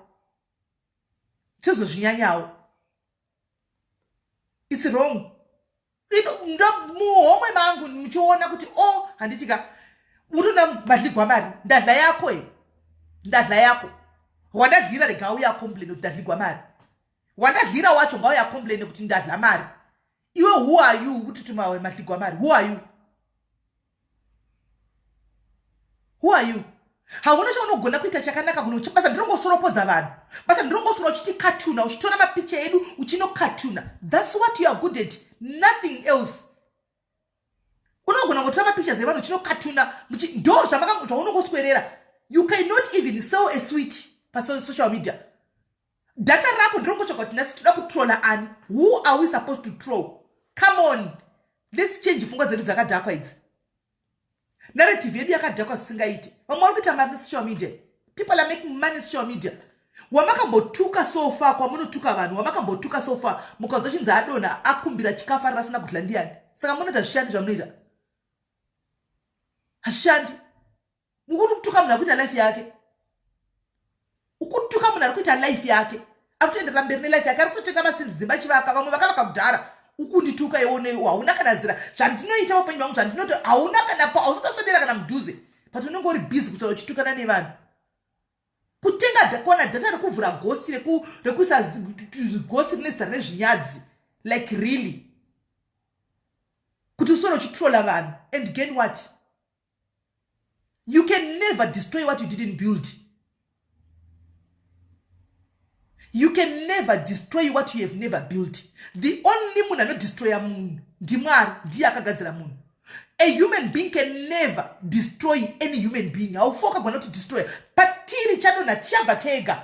When time yasvika ndachembera ndadini kana zozvudza tini inga tichetu ndakakura nchitovaona watetetu ndakakura chivaona toro nechikoro varipo paredio asi vangoripo pasocial media varipo. Muda kutivhisa pasocial media isusu. Vana tichetu ndakakura varipo vangoripo nanhasi. Hatibvesu ina anga handisi kubva ndisokuzwa nemunhu ndichange ndiripo ndichabva musandokuoneka guys ndafa kuenda ndega handika saka imbomirei kuti taura zvotadzi machembereka zodaiso handika imimi vana vadiki go back to school. Isusu we have lived our lives takaramba penyu wedu isusu 43 is not a joke. Imimi vana vadiki handiti muri kushandepi? Where are you working? What are you doing? Go and work. See social media musiri isusu machembere. Go and look for something to do with your lives musiri isusu machembere pa social media.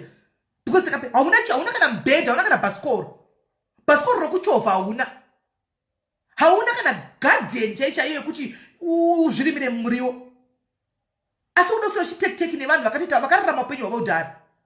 Then there's something wrong. There's one screw that is loose in your head. Tanga umagadzisa upenyu hwenyu. Kana maona pasocial media musuda kumikisa nemachembere. Imi chimbobvai mumboenda kunoshanda. Go and do makosi ari kuitwa nevamwe.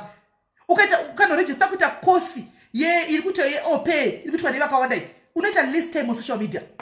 Less time on social media. Concentrate on your life. Inini do you think kuti ndichaenda kunoita opay inini ndichaenda kunochengeta vanhu ndachembera ndoda tochengetwawo manje ndinoda kutsvagawo munhu anonichengeta wakaitawo kosi yeopay. Andiona imimi go and look for a course to do yeopay simudzira life yako. sumudzira life yako. Isusu takaramba penyu weduka kwatakabva ndoko akure. 44 is not a joke. Kwanda kuenda ndoko apa duze. Saka ndichero ndikarara ndiri pa social media ndinotobvumirwa because ndakararama life yangu ini. I am living my life the best way that I see possible. Ndakararama life yangu, amuna kuraramira life yangu seni vana imi vadiki. I lived my life. Hamuna chamungandiudze. Ndakapinda pandoda nzvimbo dzose ndakapinda ndikaenda pai ndikaenda kwandoda ndikaita yandoda. Hamuna chamundiudze. Saka imi hamuna kana anything. Uri busy to create a ghost account to go and troll people.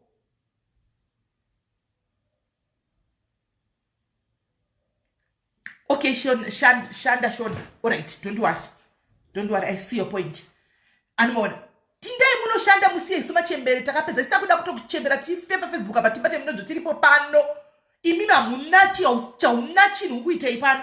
Go and stock, come here and sell. Ukaita business, ukaita something chokuita. Antika unenge uchitovi busy awani nguwe kusoro chokoti meladle yi araranani akahura akahuba akazo hauna nguwa yacho.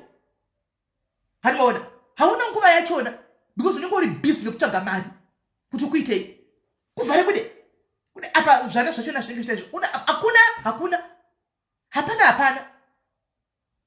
hapana nesuwo masocialites ngatisane nyaya yekudhisana tisu tinopa comment section zvinhu zvekutaura handiti we go my life total kuti ningakaba chakazodai so handiti mangwana it will come back to you now zvinodzoka back kwauri handiti but the main aim inenge iripo ndeyekubatsira hazvina basa kuti ningabatsira sei chikuru haisi glory guys. It's not about glory. It's not about mbiri kuti ari kunzi abatsira zvakanyanyisa stirikira kuti yazodai. The main aim is we are running one race guys. Anditika munhu vanhu vari kuda vabatsirwa mission accomplished period. Hanimona munhu vabatsirwa period. Pangasina kwasi kusvikawo inini kwasvikaona chiera kwasvikaona chiera kwasvikaona maititi kwasvikaona maititi kwasvikaona mumwe socialite na Olinda. Handimaona things like that. We should work together.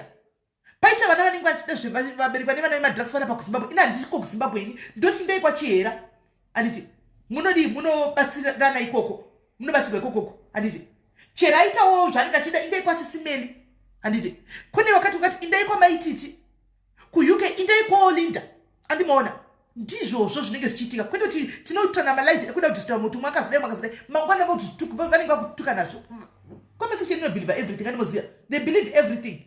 Chense changotangwa chero chinenge chichitezwa ndechekunyepa hanimona chinge chichingonzi ndechechokwadi.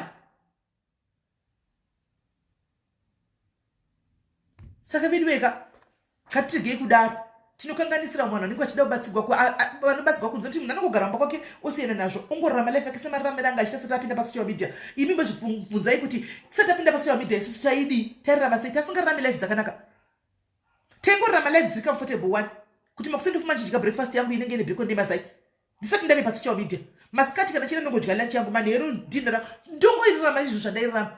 Social media yazuro unoyu yakayazuro unoyu saka chinganzi chabiwa nhasi chii indairarama life yangu pasina social media makangondiziva ndichingori munhari right angoriwo comfortable saka chandingazoba nhasi chingazowedzera kuti ndive comfortable chipi chacho.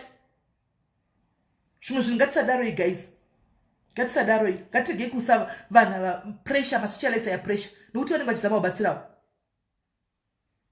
kubatsirawo ngatisanyanya kuva papressure zvokudaro nokuti vamunovharisira iye hama dzenyu dzinenge chida kubatsirwa kana kuti hama dzangu dzichida kubatsirwa kana kuti hama dzako iwe dzichida kubatsirwa ngatisadaro isu tinodzichembere because takasiyana nevakawanda ini ndeye 43 handiti ndeye 43 is not a secret handiti masocialites akati wandei kumasocial. I think the youngest of the socialites ndiye chera handitika because chera I think is about 27 28 somewhere there.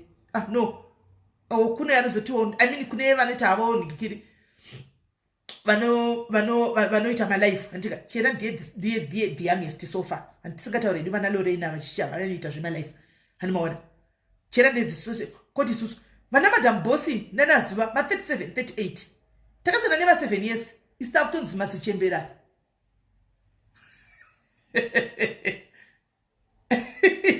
takutonzi takasana nema 7 years kuti ndishaka grade 1 iva zvakwa takutozima sichemberi. Unoyanza kuti we are messed up people, we are messed up people, sure. As Mosha is the youngest. Mosha is the youngest. What are the youngest? That's what I 7 years. Asi. Tatovena uchemberi watora mukombe mai mwana. Watora mukombe lulu. Kutonzi tinokwesha vana nhova, titoziti nenhova zizokweshwa sei. Isita kurira mataunda ndizviziti nhova zizokweshwa sei isu. Tunodzidziswa nasu nemivere kuti tokweshepi sei. Zokweshiwa sei. Sati zvizivi. Vana vedu vakura chimwa magrai bota. Tizvizivi isu. Alright guys, ndakwinda ndangotipa daridze because ndakaiona video yene so and I was like but why though? Why tichidaro? But anyway haisinyaya. Most that ndasindosera ndichiitira ndika muvaudze kuti ndinoda kuenda pa number 1 yemakuwa. Tione kuti zvinondichinjei. Tione kuti zvinondichinjei. Hazvina zvinondichinja. And hazvinoita sikurarama. And ndichange chingorarama life yangu itori right iyoyi. Yanditori comfortable nayo iyoyi. Imi muchingori busy kubukula kuti mai mbuya vaya vazodai gogo vaya mbuya vazodai mbuya. Imi madiaries amuchecha musambobasura muchibatikana zvangu musangazviona situtu. Ini mutozati ndikutorova bhora mberi and handisi kumira and ndikutoramba ndakatodzvanya and handisi kumira and handimiswe. Vari kuhumana inoiziya. Vanenge vachita noiziya. Vanenge vachitohumana kuhumana. Vanenge vane nzara isi mhosva yavo. They are hungry. Vamwe vachona they are bitter. But they are vanenge vane ma-issues, ma-unresolved issues that they grew up with. Havana kuma address. Animaona, havana kuma address ma-issues. So you see me being trolled in the streets. Ingorova ima laughing emoji mchidarika. Manzo, bayai musasura mchikomina na kudi. Rama ima laughing emoji. Muzo SIS-MELLY vari bo. Ene mnutu ndo nandiri bo. Nditori bo. Shokuti tu. Taza kuti. Ukwana vari kutoli trolla chitamba kudisa tracker. Ndakakosha guys. Ndakatokosha zvokutodaro. Kwana ndakakoshera Mwari kukuzoti vanhu. Ndakakosha.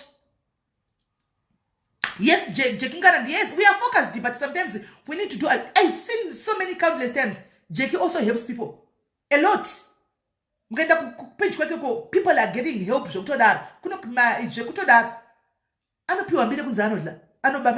Come on, guys, look at Jackie. Let's be honest, guys. Muchimuziva Jackie tasingazivi takatongomuzati chitongomuemba kuti mwana akanaka mwana neskin yake anditi saka munoziva kuti iwo mahaiti ma $5 nemadhora anenge achibviswa nevanhu ndiwo akaumba Jackie, ndiwo akaita kuti Jackie atenge mafuta, ndiwo akaita kuti Jackie ave zvaari.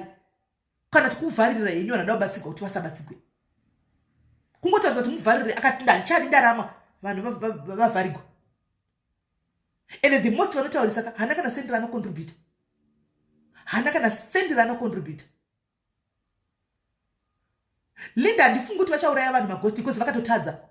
Truly speaking, aghosti harina munhu arichauraya, vakatotadza.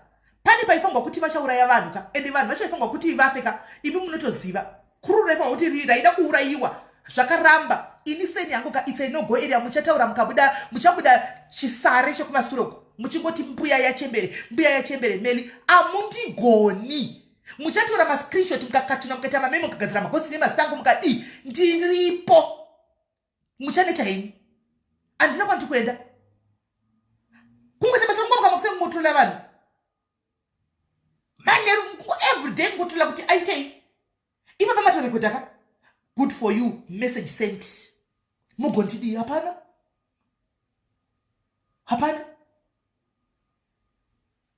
Tese takazita at some point hakuna muna asina kubonza akaba. Ndakaba yakwe. Ndakaba yavanhu vakanga vandipa. Iwo ndakana yakandipa, stop saying kuti ndakaba.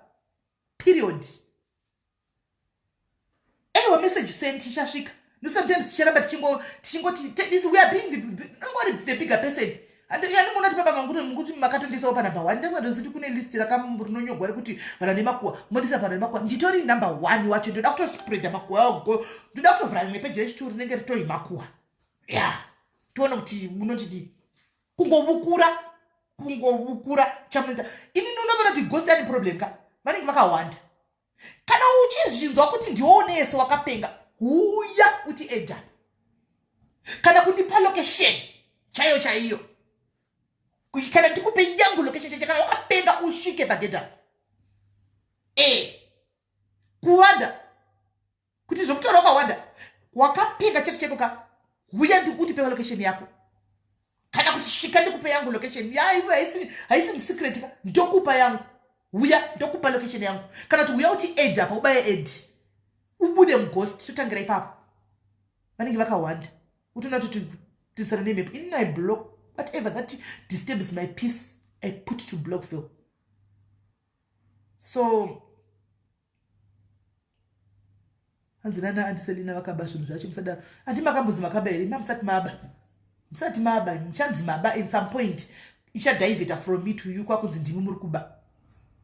Aywa, hey, Risi. Chandaka ona pasio midaka. Violence, you are ita hauna, they will still come for you. They will still come for you. Doko dura gar, kadam biga pagedi pam. Whether we should try the business, to put on the nyays don't go to snake now. I'm going to try screenshot. What I'm saying, this is my face, and I'll keep on going, moving around with my head high like this, with this face. Iyo yakashata iyo face ine bino yo imucha iona kushikira ndaneta. And ndikwasa kuchinja ndisi I'm not God. I cannot change myself. Rimwe rikutonduza ghost rinenge chindituka rinenge rakawanda ka rinoto rine dzakasvika ukumino. Asi rakawanda ka riri kuseka dzangu. Saka face is not going anywhere anytime soon. This is it. This is my nose. You get used to it. I'm set my tongue. Mishapesema kushitama pens. Mega. Keep trolling people. Keep being bullies. My trollies, my bullies. You are miserable people. People with happiness have iti jojo. Havaiti jojo. Wananemfara watomboiti jojo. Havaiti. Makungoti vanhu vese vangovenga havo maghost. Kuri vamo maghost asina kana basa nevanhu pafeya totoziva kuti mamaghost aya kana anotongozvinakirigwa zvawo. Anotonakirwa kuti unotoritegawo munikikiri. Aiwa, once in a while sky we need to. You don't address those to troll you. You do address those to troll you. Saka msuwa ni wambu fungo tuda ku address them and go back to your closet. Address them and go back to your closet. Say na so that I've addressed you. Yes, you. And I'm going back to my closet. I'm done with you. It's a waste of time and game and the data. We are not going anywhere anytime soon. We are here. And they are teachers anything. I'm starting my tongue. Katuna yimunyaso kuna kigumu. Tiriti. Tenge tiriti.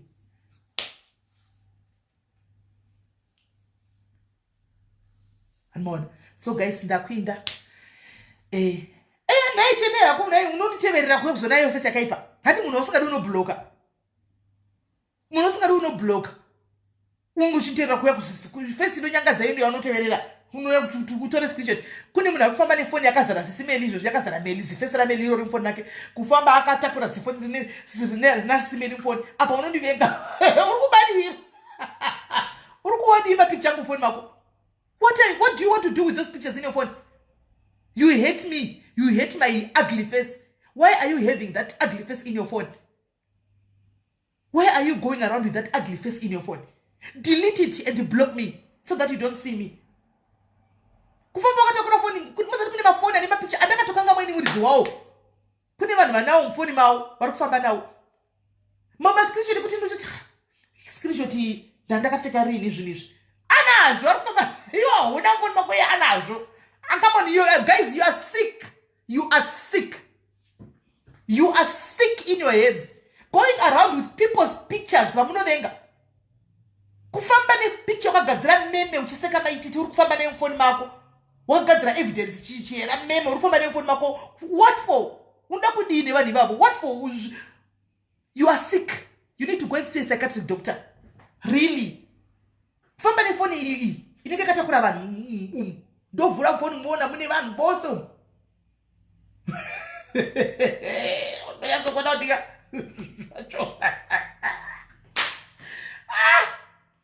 Zvakaoma. Guys, ndakwinda. Ndoziva kuti shoko rasvika. Mission accomplished. Guys.